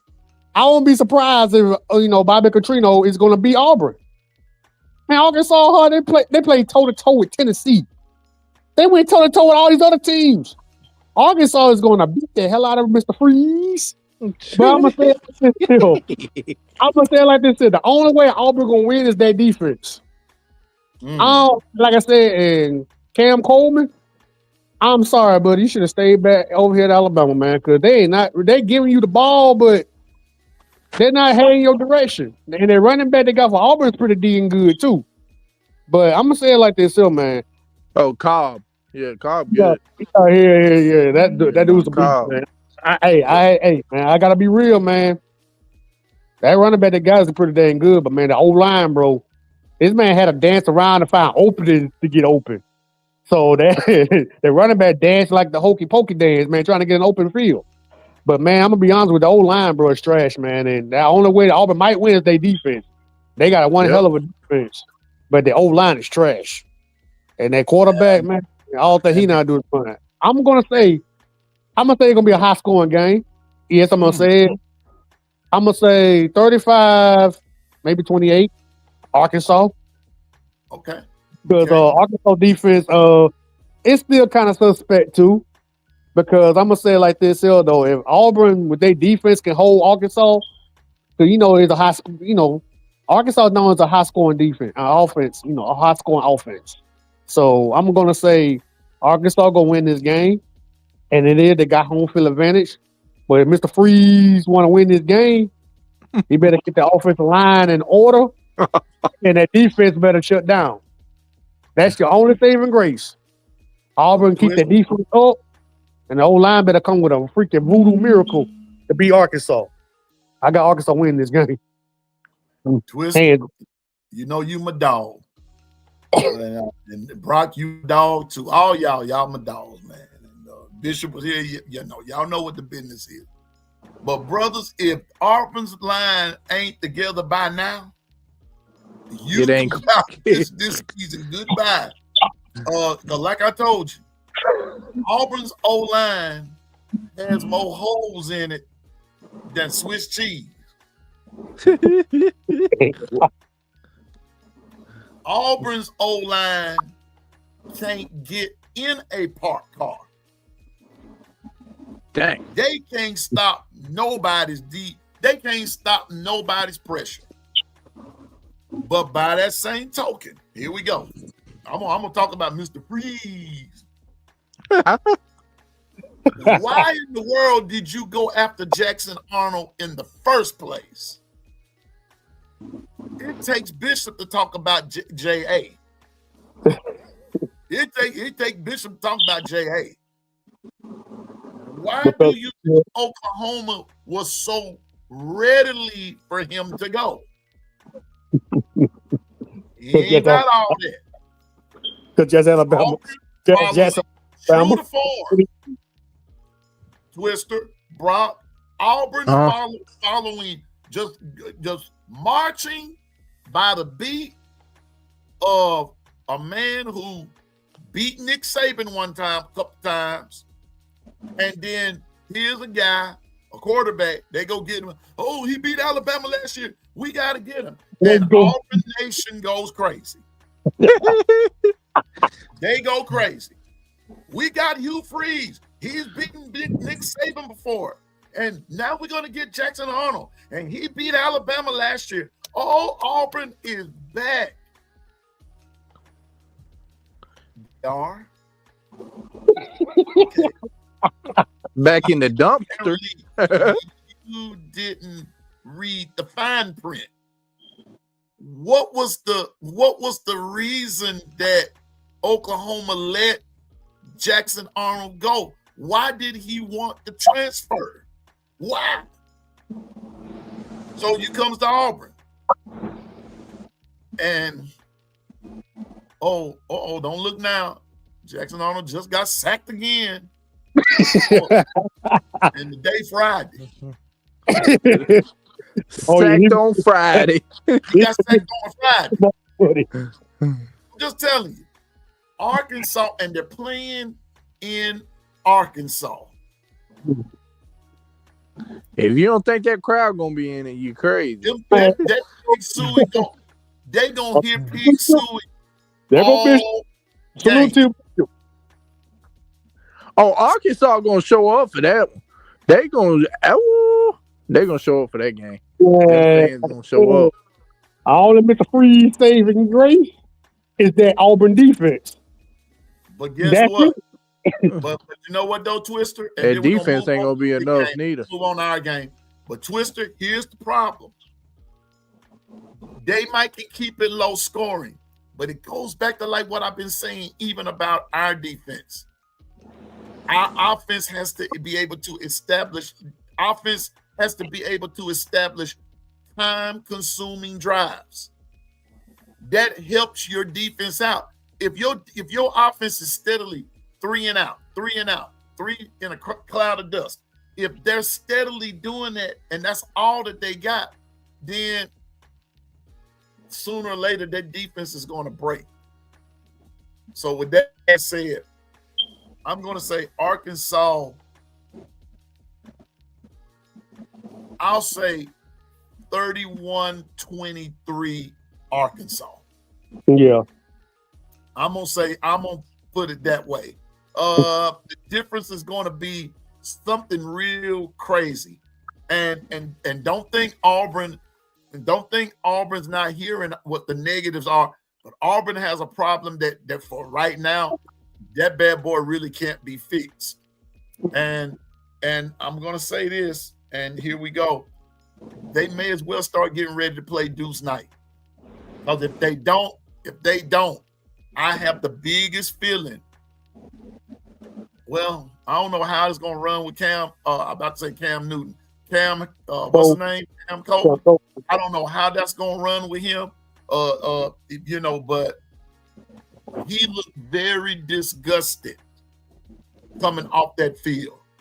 The way, he looked very disgusted. So it remains to be seen. But I don't think they're going to. I don't know. I don't know how this is going to work. But I will say this. If Auburn loses tomorrow, 9 times out of 10, Auburn. I don't think that the alumni and all of those board of directors or whoever all is behind all of this. They ain't gonna allow no more. I don't think they're gonna accept Hugh Freeze's plea to give him another shot. Nope. I don't think they are, because just like other schools, that transfer portal that transfer portal and getting players in and opening up that wallet and this, that, and the third, it was good to Auburn. And you're wasting it like this. No, those people want their money's worth. And so something's got to give. Something's got to give. So I know some people want Mr. Freeze to stay and everything for whatever purposes. But I think that when you start, like what Twister said, but when you start getting real about it now and put the real on real, I don't believe Auburn's going to let him stay. If they lose tomorrow, I don't believe they let him stay. Let me say this, though. Back in the offseason, who's that recruit who got that ugly-looking Tesla Cybertruck rocking around? Because them damn trucks I be seeing right here in Hattiesburg, I know you saw a couple of them too, Piano Man. Those are the ugliest vehicles that that sucker that made Elon Musk and created. It's like one of them little children toys that they be playing on the inside the damn sidewalk. Some Cybertrucks maybe look nice inside, but the outside, that is the ugliest dang truck I ever seen. And one of those players got it. I think it was one of Auburn recruits that got it. Uh-huh. I was just wondering, who wants those recruits? Was it Cam Coleman or somebody else? I have no clue. Yeah, that is the ugliest vehicle that been created. I'm sorry. Y'all like those Cybertrucks from Tesla? I call them refrigerator phone chargers. I don't want none of that. I don't know, man. Y'all got ugly taste, buddy. I ain't gonna lie to you. That's the ugliest thing I ever seen. I thought it was a goddamn spaceship on wheels. I know one thing. When you get ready to park behind one, you're going to have to park about 2-3 paces down, because you can't get beside them. You can't get beside them because they take up too much. Hey, Eric D 69.3. Man, tell that dude, do not show that picture like that ever again. Cause that's an ugly ass car. I'm sorry. Y'all might like it. Kudos to y'all. For me, So I went to a car dealership called Pace down the road on 98. Yeah. That dude, one dude said that's one of the ugliest cars he ever seen. Them more call it refrigerators. I gotta watch this refrigerator every chance I get. Man, it look more like a deep freezer to me. But anyway, what a refrigerator freezer, whatever it is, it's ugly as hell. That's an ugly ass truck, whatever it is. Man, I'm just saying, man. But Got but I that? think Arkansas beats them, and I believe I think the highlight of the day is going to be if Arkansas wins.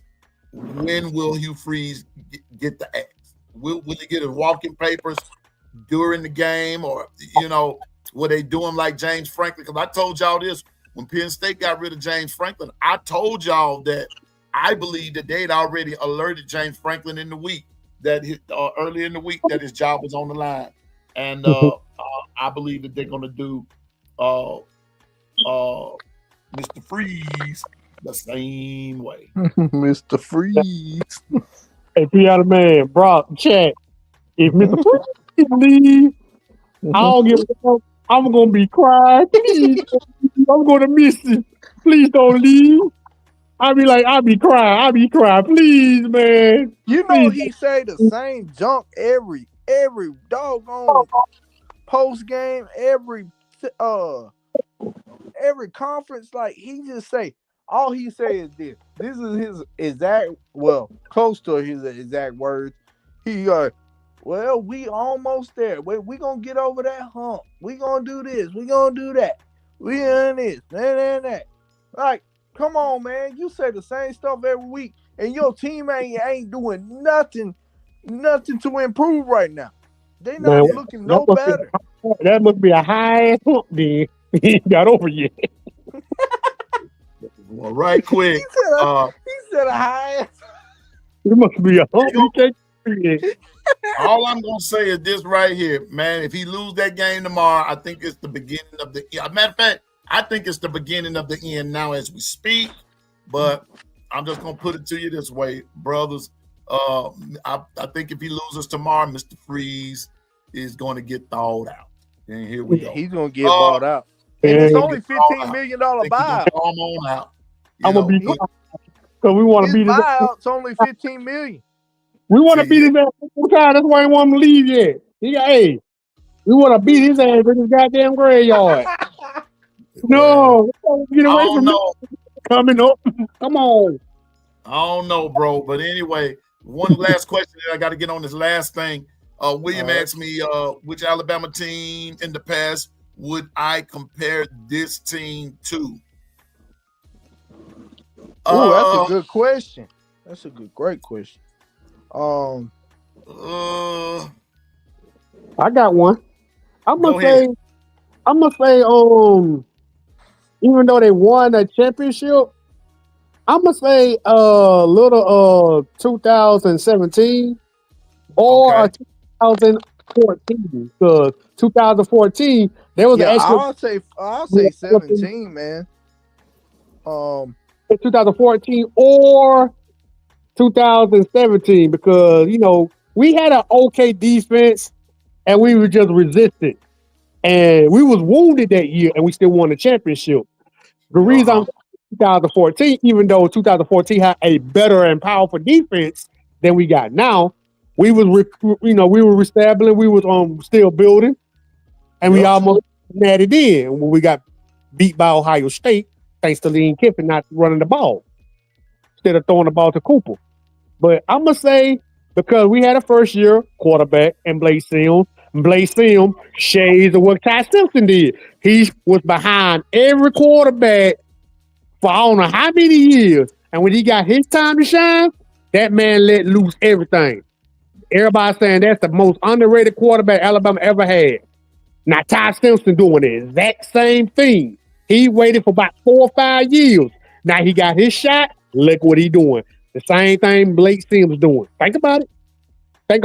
That's the reason I put both those two championships with two teams, the 2017 and the 2014.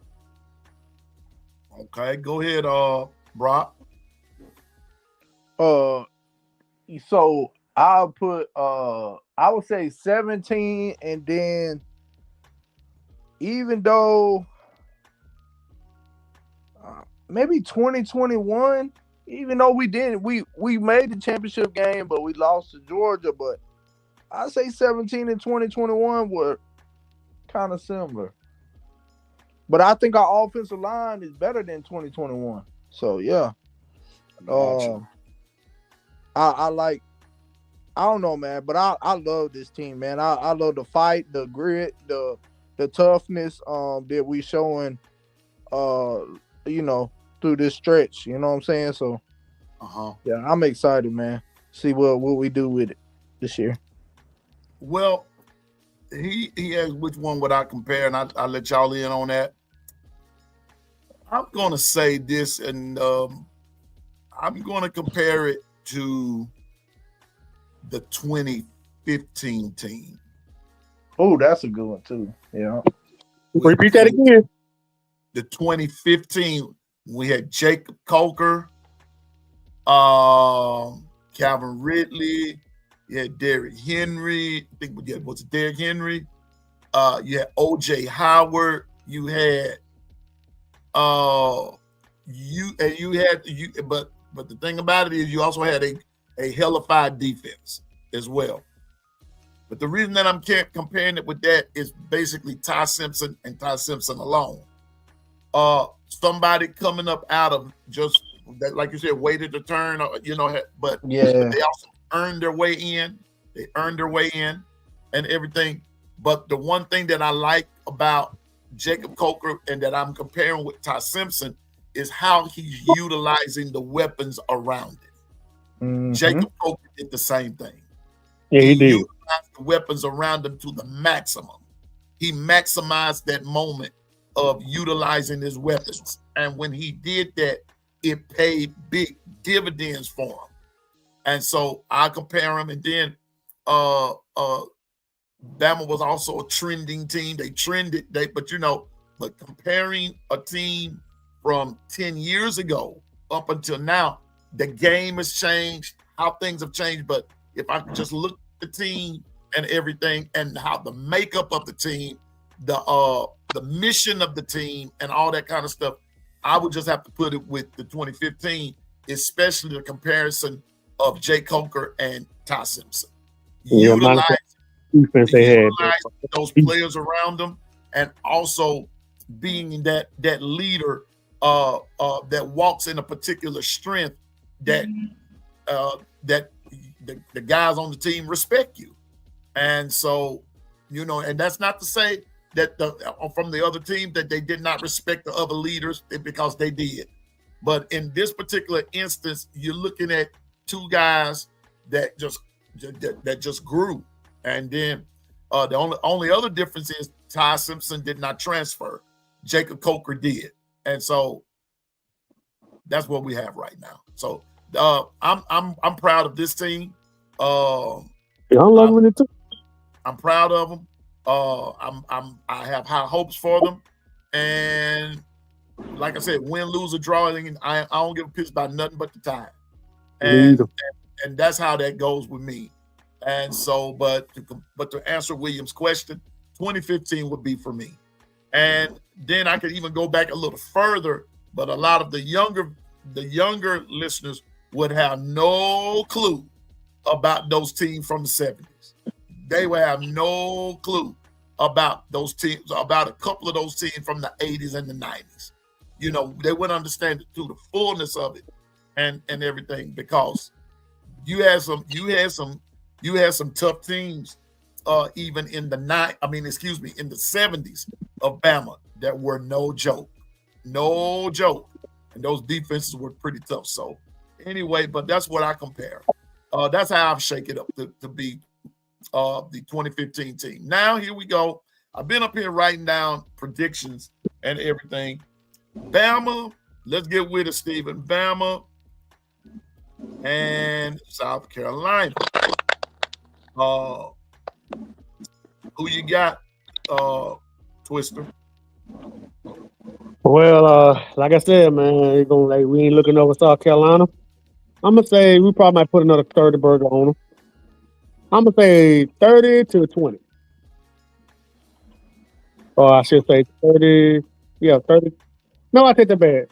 35-20.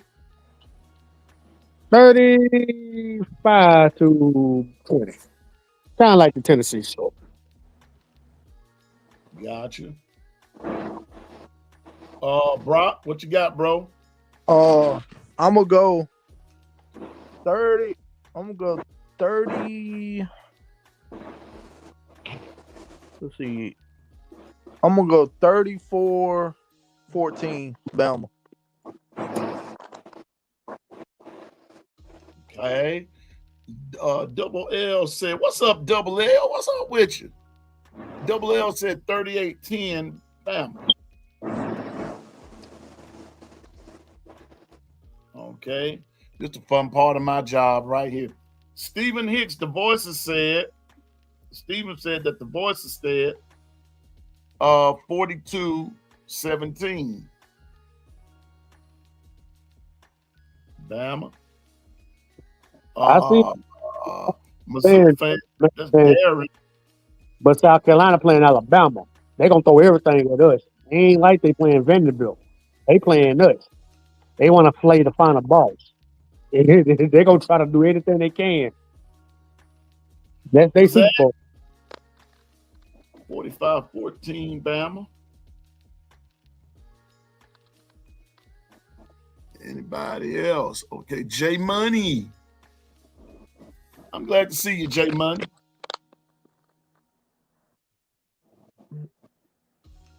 You saying 31-17 Bama, J Money. Thank you. Well, And- okay. Double A says 35-21. Yeah, I would think that. I think they're gonna be like that.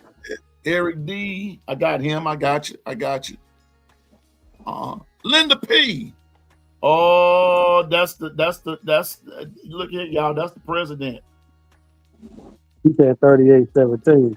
17.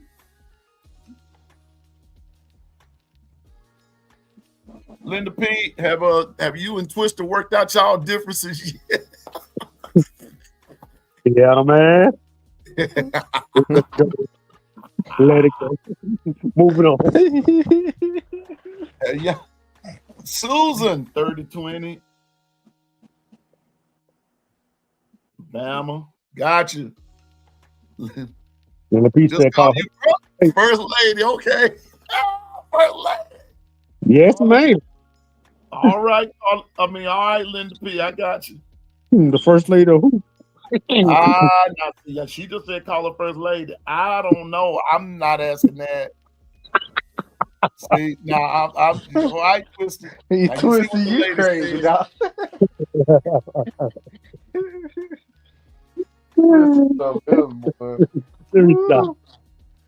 See, I told Twist about all that. All right, keep on now. I done had to tell a Better couple leave of that my lady folks. alone, man. Yeah, man, that was 4 days ago. Let it go. J. Cole, man, I Yo. ain't getting off into that. Look here, I'm glad I'm old and decrepit, so I ain't worried about all that. I'm saying you gotta let it go. It looked like another little TKO. See, I'm finna put that on the big screen too. She said Twister fine as hell. Damn, look at you. You like to rub the salt on the wall. Now you doctor, y'all know me. I'm gonna put it on out there. And the lady said you're fine, dog. You know, tell her thank you. Hey, shoot, I'm liking this shit. She's sexy. Sexy as hell too. All right, see now I done told y'all this ain't no dating service now. Now It ain't no dating. go on. He Now, said it ain't no dating service now. What? He said that. Go back to the store, father. Listen, I'm trying. I ain't trying to get started.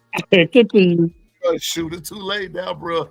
But that is Wait, I got to put that in there. Look at I'm finna make Linda start laughing right now. Linda, what's 67 got to do with anything? Nothing. Hey, don't stumble. Nothing. Hey, Linda, you just remember something now. Age is mind over matter. If you don't mind, it don't matter. All I got to say about that, that's what I was taught. But she said she know fine when she see it. Go ahead now. Not a thing. Susan said, if you got a dating site, No, you got a dating site. No, I don't either. No, I already told y'all. Y'all do that on your own time. this No, man is using me for that. This yeah, man got standards, y'all. Leave him alone now. I got him. Wait a minute, Twister. I got him. I don't always stand by him all the time, but I got him. Oh, That's man. my family in here trying to date. That's Yeah, crazy. that man, he'll mind me. You old joker, bro. Experience, read between the lines. I always read between the lines. I'm always reading, and I'm always between the lines. That's right. You know what, double L? See, leave it to double L. Now, any other predictions? I will be taking some in the morning as well because I know I'm been late with it and everything. So this week I'm going to extend it to in the morning and everything, and we can give our predictions then as well. But I've got, so here we go. I've got this so far.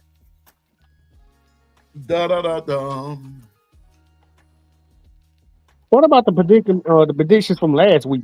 I got one more paper that I'm trying to find, Twister, because I had some names on it with some predictions on it and everything, and I'm trying to find it because I want to give everybody the fair shot. So on it, so I'm doing that one and this one this week. As soon as I find that paper, I'll be ready for last week.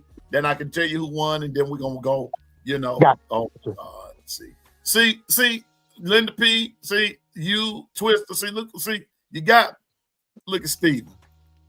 Steven. I may have snow. He said, I got snow on the roof, but I'm still. Jeff, I want to make sure that because Jeff, we had a couple more, and I want to make sure that if it's Justin, I want to make sure that he got it out right, and that's all I'm doing. I want to make sure he got it out right and everything because if it was a tie, I got to make sure that both of them get. That's all I'm doing. But anyway, I got all those who going to give who's going to give their predictions today. You can give them now, or you can wait till in the morning and do it because we'll be right back here in the morning doing the same thing at 7:30 like we always do. There's a couple games on in the morning too. 11 o'clock games. There's gonna be some good games.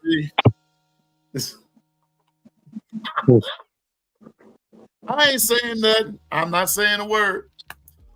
She got Twister blushing. I can see Twister blushing through the screen, man. Anyway, I'm trying to stay focused. Twister like that. Hey, Diane, how you doing? Roll Tide Diane, she got Bama 7, the Birds, the Roosters, or the Chickens 10. What's up, Diane? She said the Yardbirds. Yeah, speaking of chickens, I saw some chickens let loose. Somebody let loose their chickens on the side of the road, and the rooster. Thank you, Diane. I got you. Man, look at all that meat. Man. Don't forget, I'm giving away a t-shirt for Spencer's contest. Got you. We'll be there. We sure will. Who else? I ain't look here. Twister, you and Linda P, y'all get on y'all's emails and phone numbers. Y'all talk about laying of the hands and whatever else gonna be going on. Piano Man ain't nothing to do with that. She can send the email. We'll do it in the back end. So that's all I ask. You know what? Let's see.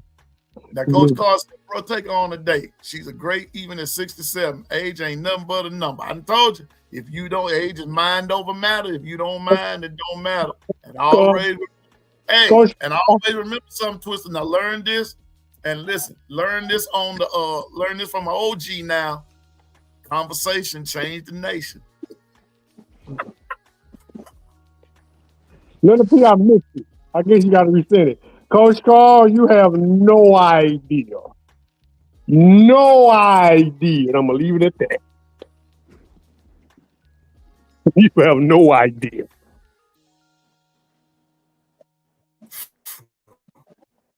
Well, I come I on, ain't Wolf, got nothing to say.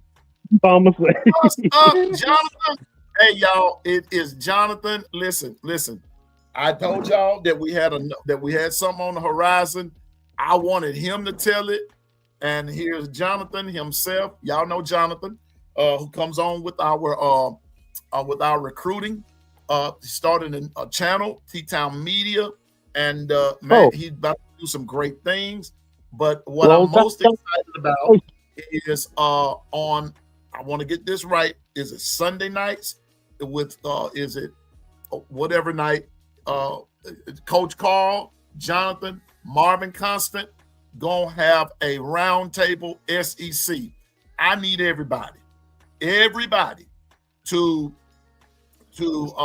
subscribe to T-Town Media. Everybody, if you've never subscribed, I need you to stop what you're doing and let's do that now. I want to, is him, Marvin Constant, and got big thing, Coach Carl, Marvin Constant, and along with Jonathan, got some big things coming. Let's support them. I'm going to support. I just love being in the chat. Now, anytime they might need me to come on and give my little 2 cents worth, I'm going to give it. They may not like it all the time. I'll give it, but I love being in the chat. And you know what? See, Coach Carl's still on one, man. But let's support T-Town Media. That's Jonathan, y'all. Jonathan Lewis. Let's make it. Let's make it happen. Let's make it happen. What you make happen for somebody else, I'm a firm believer God will make happen for you. Right? Right. So we're gonna go support Jonathan because Piano Man said so, and that's the bottom line. So if you want to hear the best in it, coming from a coach's perspective, a player's perspective, and also from an analyst perspective, there you go. And then along with he'll be having guests, this, that, and the third. And B Sharp and Coach Sean, all the rest of us gonna be hanging around somewhere. Let's get it. So if you've never subscribed, let's do that. Already here. All right. So thank you, Stephen. He said I'm subscribed. I thought that Ebony said she subscribed. Mizzou said I love talking football too. Yeah, man. If the water still, you know what, you go swimming, you sure do. Yes, you do. And if the water, and wait a minute, Coach Carl, hold up now. You know that ain't how that really go. Uh-oh. If the water is good, you still drink it. Oh, God. Double A, are you subscribed to, before you leave out Double A, have you subscribed to Jonathan? Please do. I know you will. I don't, but I want him to be on up there today and everything. And Double A, she oh yeah, Jonathan, Marvin Constant, Coach Carl, they all fire. And I'm glad to know them, and I'm glad they allow little old me to hang around a little bit. Yeah, I be talking to them, in the chat, man. Marvin Constant, man, with his tape, he'll be joking. Man, so, every Tuesday hear them talk, boy, be so hilarious. So we gon' but thank you, Jonathan, for coming by and everything. And I was waiting on you because I was gonna say something. Thank you, Double A. I know you will. I believe you. You're a great supporter for all of us. Whether you agree with us or not. But anyway, we appreciate you. So I got you. Get out of here. Thank you, Darren. Thank you. See, I believe in getting things done. I just believe in getting things done.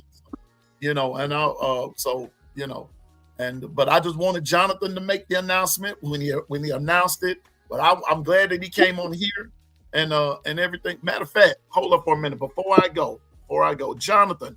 If you got a minute, bro, if you just have a minute, Jonathan, here's the link. Come on for just a minute or so. and I'm gonna let you kind of push it, kind of push, I want them to hear it come from you. Just come on, Jonathan. Come on, T-Town Media. Let's do this and everything. I want them to hear you and everything. I got a couple more minutes, and I can do that.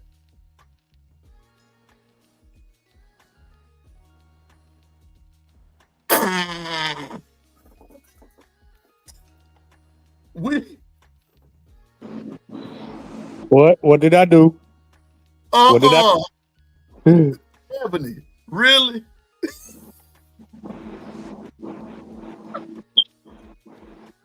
Oh,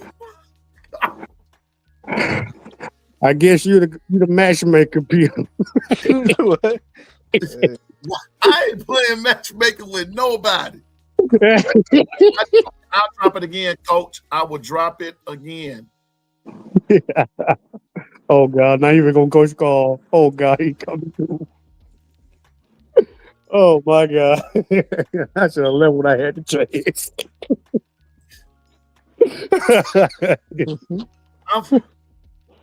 Yeah, Twisty, you see what you done started, man. I Twisted started started this foolishness. you know, I told them the other day. started. I knew it was gonna lead to this. And you got Susan in here, you got Steven in here. Now you got Ebony talking, Coach Carby. You was fit, bro.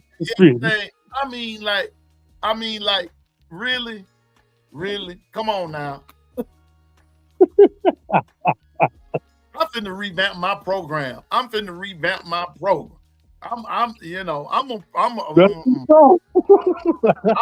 revamp my program because this here done got too far. Here we go. Let's make it happen. Add to the stage, and we gonna make. Hold up. What's up, Jonathan? What's going on, everybody? Drinking that coffee still. So, Man, welcome. And I just want to hear. I just wanted you to talk about your new adventure here. I kept it quiet. You hit me with the link the other night, and I kept it quiet. I just told them that something was on the horizon, and now that you're here, take it away, Jonathan. no, we just started Two-Town Media. Me, Coach Carl, Marvin Constant. We got some pretty big things coming from that perspective. Obviously, appreciate all the support in the comment section. The invite from Piano Man, Brock. Good to see you guys on here talking. But no, we got 2 live streams that's going to be going every week. Wednesday night at 8 p.m. Central is going to be the one with me, Marvin, and Coach Carl, and we'll probably bring on a guest. And then every Sunday, we're going to have a roundtable starting at 7 p.m. Central with just a bunch of content creators of different teams. Whoever wants to come on, we're going to get on and we're going to discuss the SEC, plain and simple. And not probably it's not going to happen this Sunday, but most likely starting next Sunday. Both of those shows will have a call-in time as well, so you can call in and ask questions and talk and do whatever. So we're trying to get the audience as much as humanly involved into this thing. That's what it's all about. It's the audience, the people in the comment section, and everything else. That's why I do what I do. I love it. So, but yeah, good stuff happening. And obviously, what's up to everybody out there? Steven, obviously I see you on everybody's, man. Steven Hicks. Good supporter, man. Everybody on here. Obviously, I'm used to seeing Twister, Brock in the comment section. Coach Carl, dinner and room on me. But no, obviously, piano. Has any? I don't know. I'm sure somebody said this by now, brother. You got to be one of the most hardest working people I've ever seen on YouTube. You on this thing? It seems like every morning I wake up, I'm driving somewhere, doing Lyft or Uber, and I'm listening to piano, man. It seems like every single morning. Bro, I got to make it happen, man. Listen, I watch you all, and I'm gonna say this, and I learned some things, from the past, and I learned some things. And one of the things I've learned is that you got to stay visible, and when you stay visible, you got to be viable all at the same time. And so I'm learning this, so it keeps my brain going. And so, and so I'm learning, and I'm in the format. I'm in the midst of even changing up some stuff. And so I'm learning from you and Coach Carl and B Sharp and Coach Sean, all of y'all, Ty Hayes, just learning. and everything. And so I just try to bring my little bit to the table, but I try to escalate or elevate it each and every time I get on. So yeah, I'm here every day, sometimes twice a day. Man, one thing I will say about you, Piano Man, more than, and I'll be honest with you, I typically never ever talk religion and politics, but I have to bring up my spiritual belief for 1 second. One thing I've realized about you is one thing I've always heard my preacher say is, once you're in a position, you have opposition, and it's how you deal with that opposition when you enter into that position itself. And I don't think I've ever seen someone deal with so much bad opposition in that comment section when you first started and just brush it over and keep moving and not letting it affect you. I don't think I've ever seen somebody handle stuff so well and understanding where you're at. So you're going to go very far in this game. That's for sure. Yeah, I appreciate it, man. But I give God glory for that one. He's chilled me out a lot. And then guys like y'all being around. But then the other part of that, my parents said, don't cut up around company. So that's bro. You don't cut up around company. And so that's what you do, man. You know, that's what you do. I appreciate it, man. But now give those times again, how you're gonna do this. Now what's gonna be happening Sunday, Jonathan?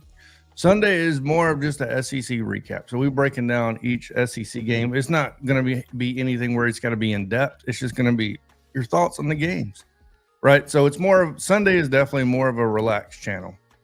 That's or relaxed live stream. Sorry, that's kind of the point of it, is to bring people in, just give your takes on the games, what you saw this past weekend.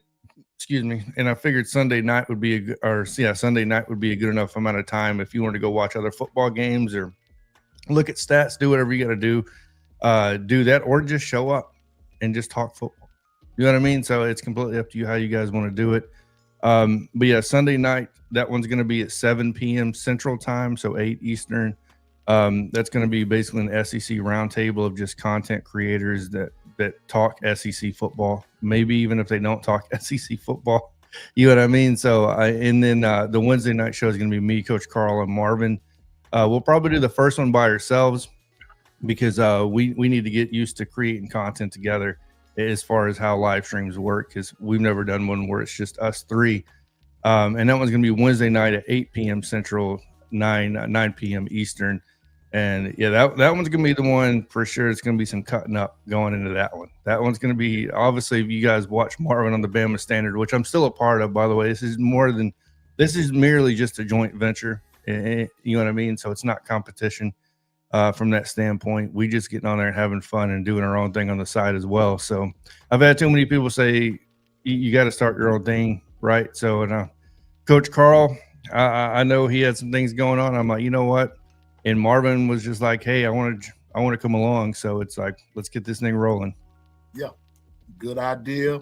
It's going to be fun. Y'all, we're going to support. And you know what? With that, that's how we're gonna leave up out of here, because I hadn't had any breakfast yet, and my medicine is in my stomach. Face some things that's kind of not cool, but I'm gonna say this. But like, I'm gonna end it with this, and what Stephen Hicks just said: real Bama fans support other Bama shows, and we do. We do, especially the viable ones, the ones that we can, the ones that we can just. Where we're getting real good content, truthful, authentic content. Okay, so here's another Bama content creator. But Jonathan's always been in the game though, but now he's doing something on his own, and I'm going to support him. I've already subscribed to the channel. It took me a minute to do it because it was taking me through some flaming hoops there, Jonathan. When you caught a little problem trying to subscribe, but finally got it. When you start a new channel, it's bad. So the Lord willing, Sunday night, Piano Man gonna be right there. I appreciate it, obviously. And if you ever want to come on, I'm shooting a link out to everybody in X. So just know, you know what I mean. You have a time to come on. You're always gonna be invited. I appreciate it.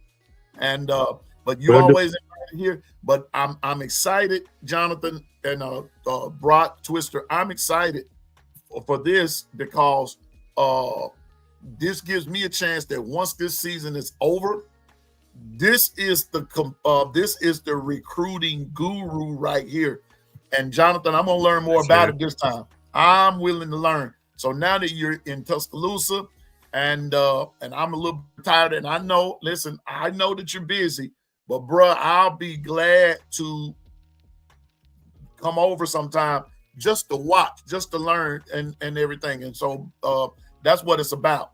But I appreciate you doing what you're doing, and now this gives me another tool of learning. And so that's why Piano Man is the hardest working man on YouTube, because I do this to learn.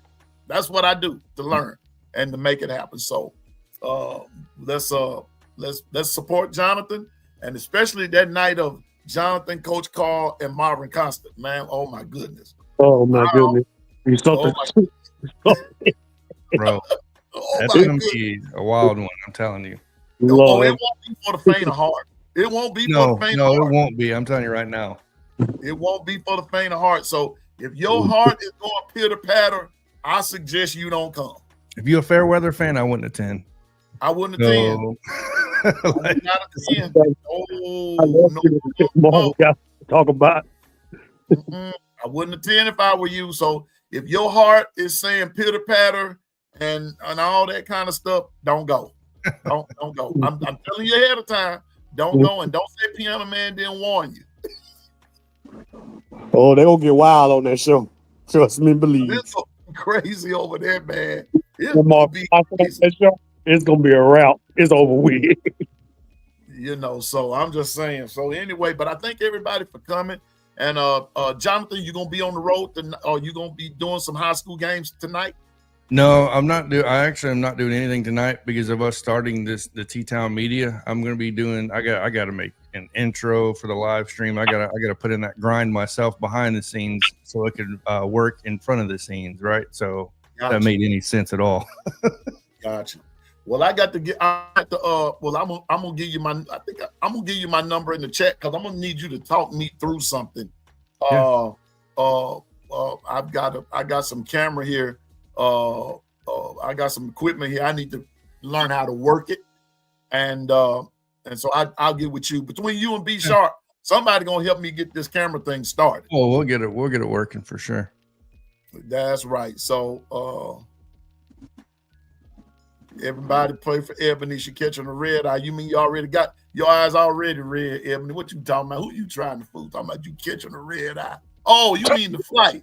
Oh, Yeah, okay, right. I got you. Yeah, that's bad, man. Yeah. Ebony know where she's staying with me. I'm just picking at her. Well, anyway, y'all, that's gonna be the show for today. I gotta go do what Jonathan's doing, get me something in my system, and then I gotta clean this. I'm just getting back to my regular office, and I gotta clean this bad boy up. So that's what I gotta go do, and I got something to do this evening. So this will. Oh gosh, here we go. Let me do this. Coach Carl, I have dropped this link 3 times. What you got going, man? All right, before we go, come on, Coach Carl, let's go. I got oh gosh, Twister, we should have got out while that was yet time, bro. Right. So, man, we have to, but we know we gotta have him on Mr. Jonathan up here, man, and announce his channel, man. We had to stay and represent that. But No, Coach, appreciate it, man. that's when I had the chance, man. We should have jumped up out of here while we had the chance. Cause Coach Carl, I died. Here we go. Come on, Coach. I gotta hear this here. Yeah, T-Town Media. Now, Coach. Now you know, Coach. I gotta hear this here. Here. Here we go, y'all. Here we go. I'm gonna be quiet. Let me see.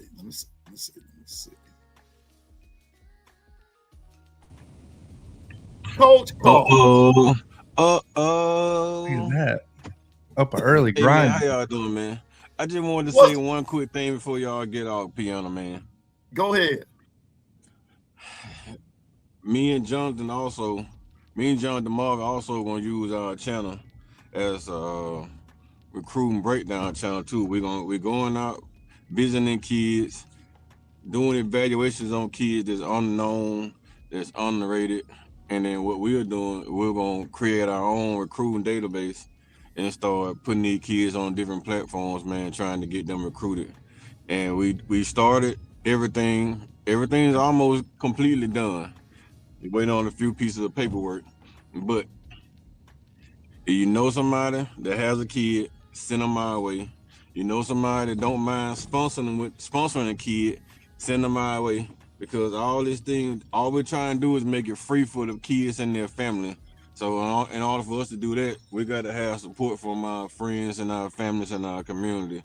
So if you know somebody that don't mind sponsoring, send them my way. So we can at least try to make some of these kids' dreams come true. Because if we can get 10 kids in college that probably never want to got to college, it's a success for us. So that's all we're trying to do, man. We're trying to do something to shine lights on some of these kids that overlooked. There's some kids in Mississippi, like Piana, man, that's uber talented that probably never play football because they don't have the funds to go to all these different camps. Same thing in other areas, man, Georgia, Miss Tennessee's, Arkansas of the world, even down there in Freesville, right? It's kids everywhere that don't have opportunity to go to college because they don't have the funds. So what we trying to do is gather a lot of people to help sponsor some kids, man, so we can get all these evaluations done. We'll get some of these college coaches to come in with us and grade these kids, and then we'll start sending these kids to camps free, like free camps. We're gonna send these kids to camps free. And Emily knows about it. Emily's in the chat. She knows how I get down. We want to make it free for every kid, every parent. So we need sponsorship. So y'all know somebody who don't mind helping out kids, y'all send them my way, man, so we can make some of these kids' dreams come true. That's all I wanted to say. Appreciate you for bringing John on. Appreciate you for showing up, John. Good luck, Twister, you and Miss Linda P.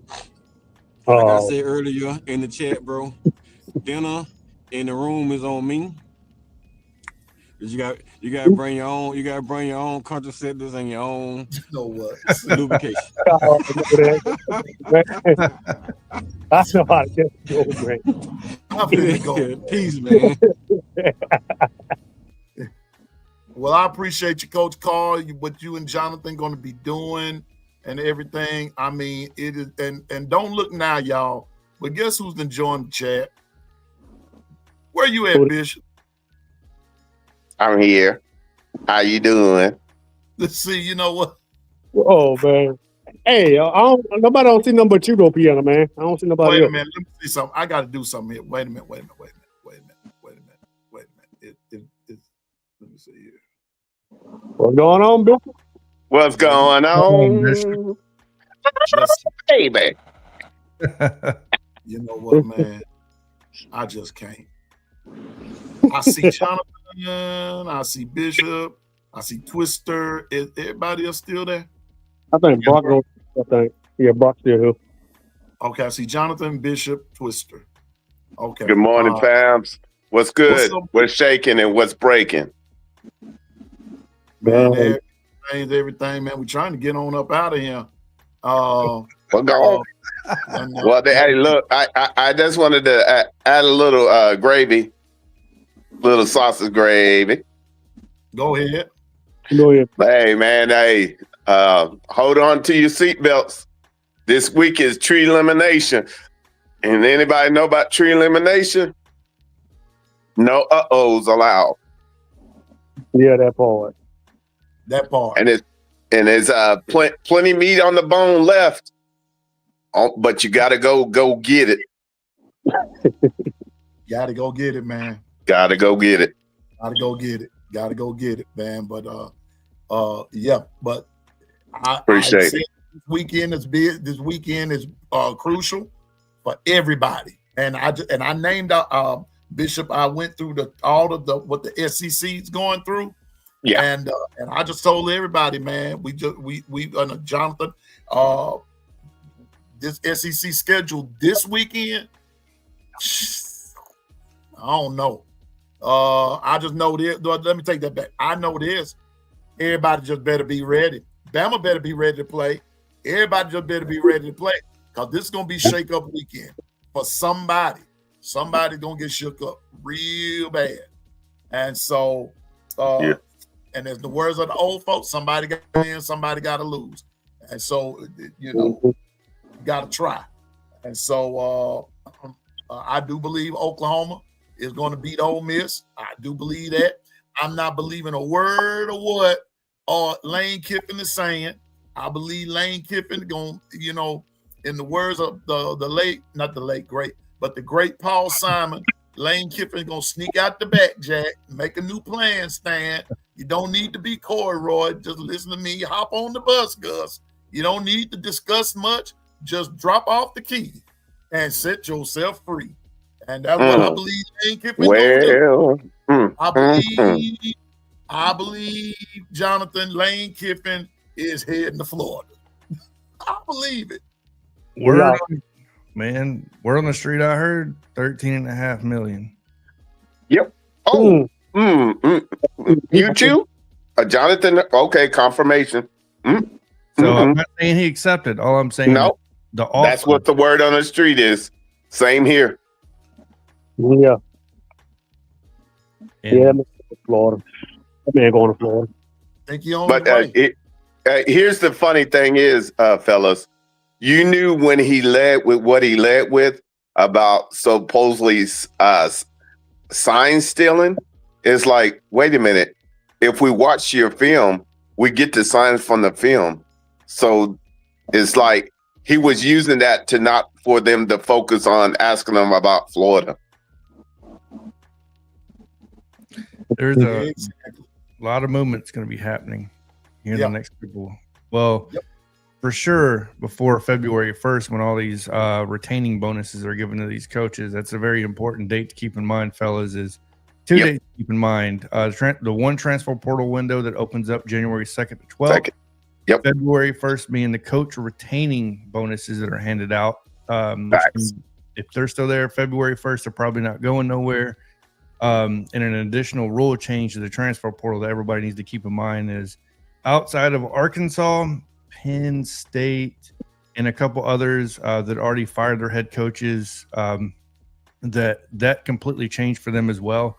Your new 30-day portal window does not open until 5 days after your new head coach has been hired. Correct.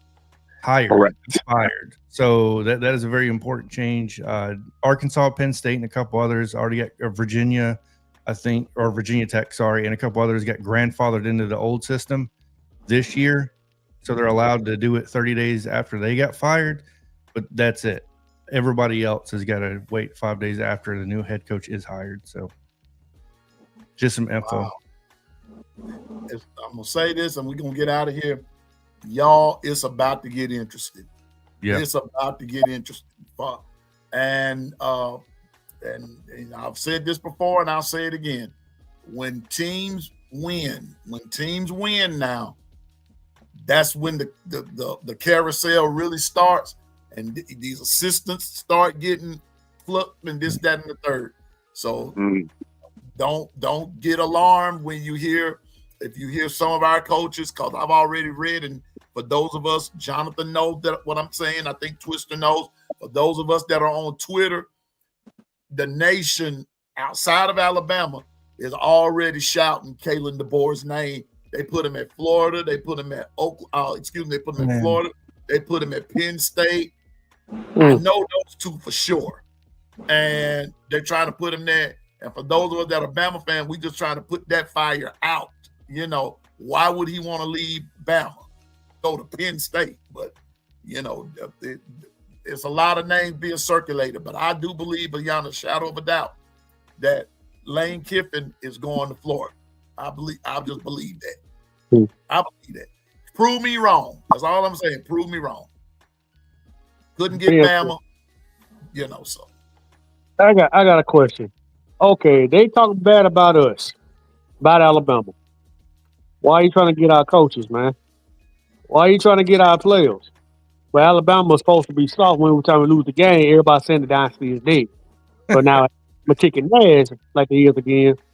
Oh, now you want to go out there and grab everybody else. If y'all want to have your own identity, go grab your players somewhere else. Start looking at our direction.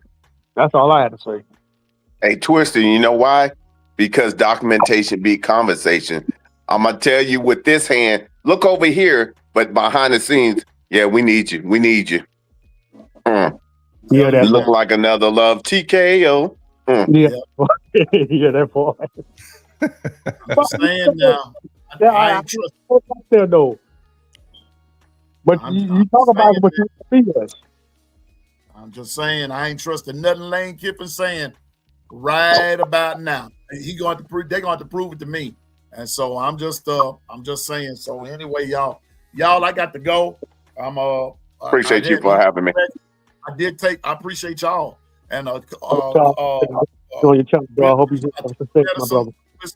I did take my medicine, but now it's beginning to affect me because I hadn't eaten. And so I've been on 2 hours and 40 minutes, and I took my medicine about that time before I came on. So it's time for Piano Man to go find him some chicken. And I don't see this for what the White said, because he don't say much, but the only next step for head coach after Alabama is the NFL. Yeah, but you know what though?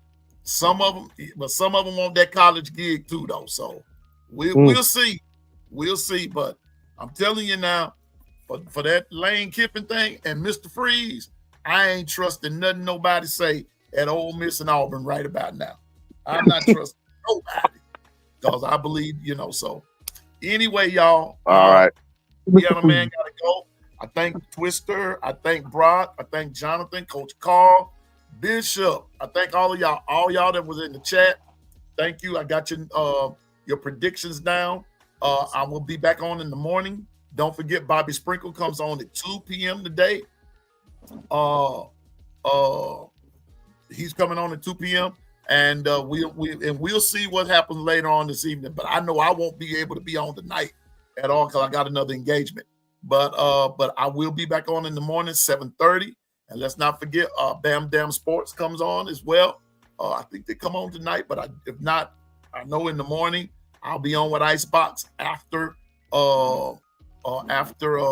my show goes off in the morning. And then don't forget, Alabama plays at 2:30, and we got it's a busy day for college football tomorrow. Important day, shake up day. And so it's gonna be, that Coca-Cola gonna get shaken up tomorrow. And when they take that top off, it's gonna be Coke going everywhere. I'm telling you. So the question gonna be who's gonna come out, who's gonna, like what a Bishop just said. I want to know which apples are gonna fall from the tree tomorrow, because there's gonna be some apples fall from the tree. And so again, I thank everybody for coming. And just to shout out to all my podcasters and content creators everywhere. Let's not forget Jonathan and Coach Carl and Marvin Constant. And just join T-Town Media Sunday night and just let the rest settle. You all I'm gonna tell you now is not for the faint of heart. That's all I got to say. It's not for the faint of heart. They ain't gonna be on there. Ain't gonna be no strippers or anything. I don't think Hugh Freeze gonna be there or anything. No, Hugh Freeze may show up, but no, nothing like that. I don't think no strippers or anybody gonna be there. Won't be no adults or nothing like that. When I say faint of heart, we talking from a sports perspective. But if Hugh Freeze come, everybody hide your poles. That's all I got to say. Hide the poles if Hugh Freeze. And your secretaries, because Bobby Petrino is maybe the new head coach of Arkansas. So. If Bobby Petrino, everybody hide your cycles and hide the ladies and secretaries. By the way, get his old job back, so he's good at it. Cause Bobby, I'm about to say Bobby Freeze. Bobby Petrino. Say Bobby Freeze. Bobby Petrino gonna do. He gonna. I don't know. He need to go eat. Maybe he'll leave the motorcycles alone and just go get you a bicycle. You'll be all right. Get you a bicycle. That's what you do. One love, man. All right, brothers. But anyway, shout out to everyone, all my content creators and podcasters everywhere, man, in every genre. It doesn't matter who you are. Stay focused, drive, and go forward in the name of the Lord. And remember, you can do all things through Christ to give you strength. I promise you can. But and just remember, Piano Man, I ain't no expert. I just know what I'm talking about. Don't come out right all the time. but I know what I'm talking about. And so I may not see you in the day of tomorrow personally. I'm gonna see you in the long run. November 22nd is coming. And let me tell you something else. I got somebody working on something for those of us that's interested in let me use my words correctly, because I don't want nobody to take nothing the wrong way. We all get together and take a trip, or first of all, we're gonna meet at Tuscaloosa for Eastern Illinois, and we're gonna meet somewhere there in T-Town. I think we're gonna try to meet before the game, because after the game, Dwight said he hitting the street. I'm gonna be hitting the road and everything. So I would love to meet those that are in the chat on November 22nd, and we just pick a spot to sit down, eat before the game, have some fun, and exchange whatever and all that good stuff. Everything. What's up, Twister? What you doing, man? You know you kind of ugly, man. I'm just picking at you, man. Anyway, Man. but we on November 22nd, that's when we're going to meet, and then we got something else brewing, and so I'm gonna be keeping you abreast of that. So until then, man, forget the hedges and them trees and all that kind of stuff. All them guys like Buster, 3-stroke Charlie, 4-stroke Fred, and Billy, who's still too short to play basketball. Man, y'all just go get you some help. But Billy, if you've been, you've been short all this time, kind of got a feeling you ain't gonna grow no more. So just maybe you need to switch sports. I don't know. Play baseball. Play shortstop. Anyway, Twister, you got a lady said you look handsome, but you take that up with Kimberly. That just ain't no dating service. I done told y'all now. Anyway, y'all have a good day. And I ain't sure, just shooting. I'm just still in the bed. I'm just getting up. To be honest with you. shot. Started, Anyway, glad to see you, Jonathan. Glad to see you, bro. And Same. Jonathan, I'm gonna be there Sunday soon. Look at him. I'm probably gonna do you like they be doing me in the chat. I'm probably gonna be there early. Appreciate it. I'm probably gonna be there early, player. I'm probably gonna be there early. I want to see this because I'm excited. I'm excited because I'm excited for this. So everybody, I gotta go, and I will holler at y'all later on. Roll Tide. Everybody have a great day. Stay safe, Kimberly. No Blessings. drinking. No drinking, Kimberly. No drinking. Leave it alone. Or Carla, go help her. Be a chaperone. All right, everybody, got to go. Salute you. Roll Tide. Piano Man is out. I'll see y'all in the morning. Don't forget Bobby Sprinkle, 2 p.m. Love y'all. Roll Tide.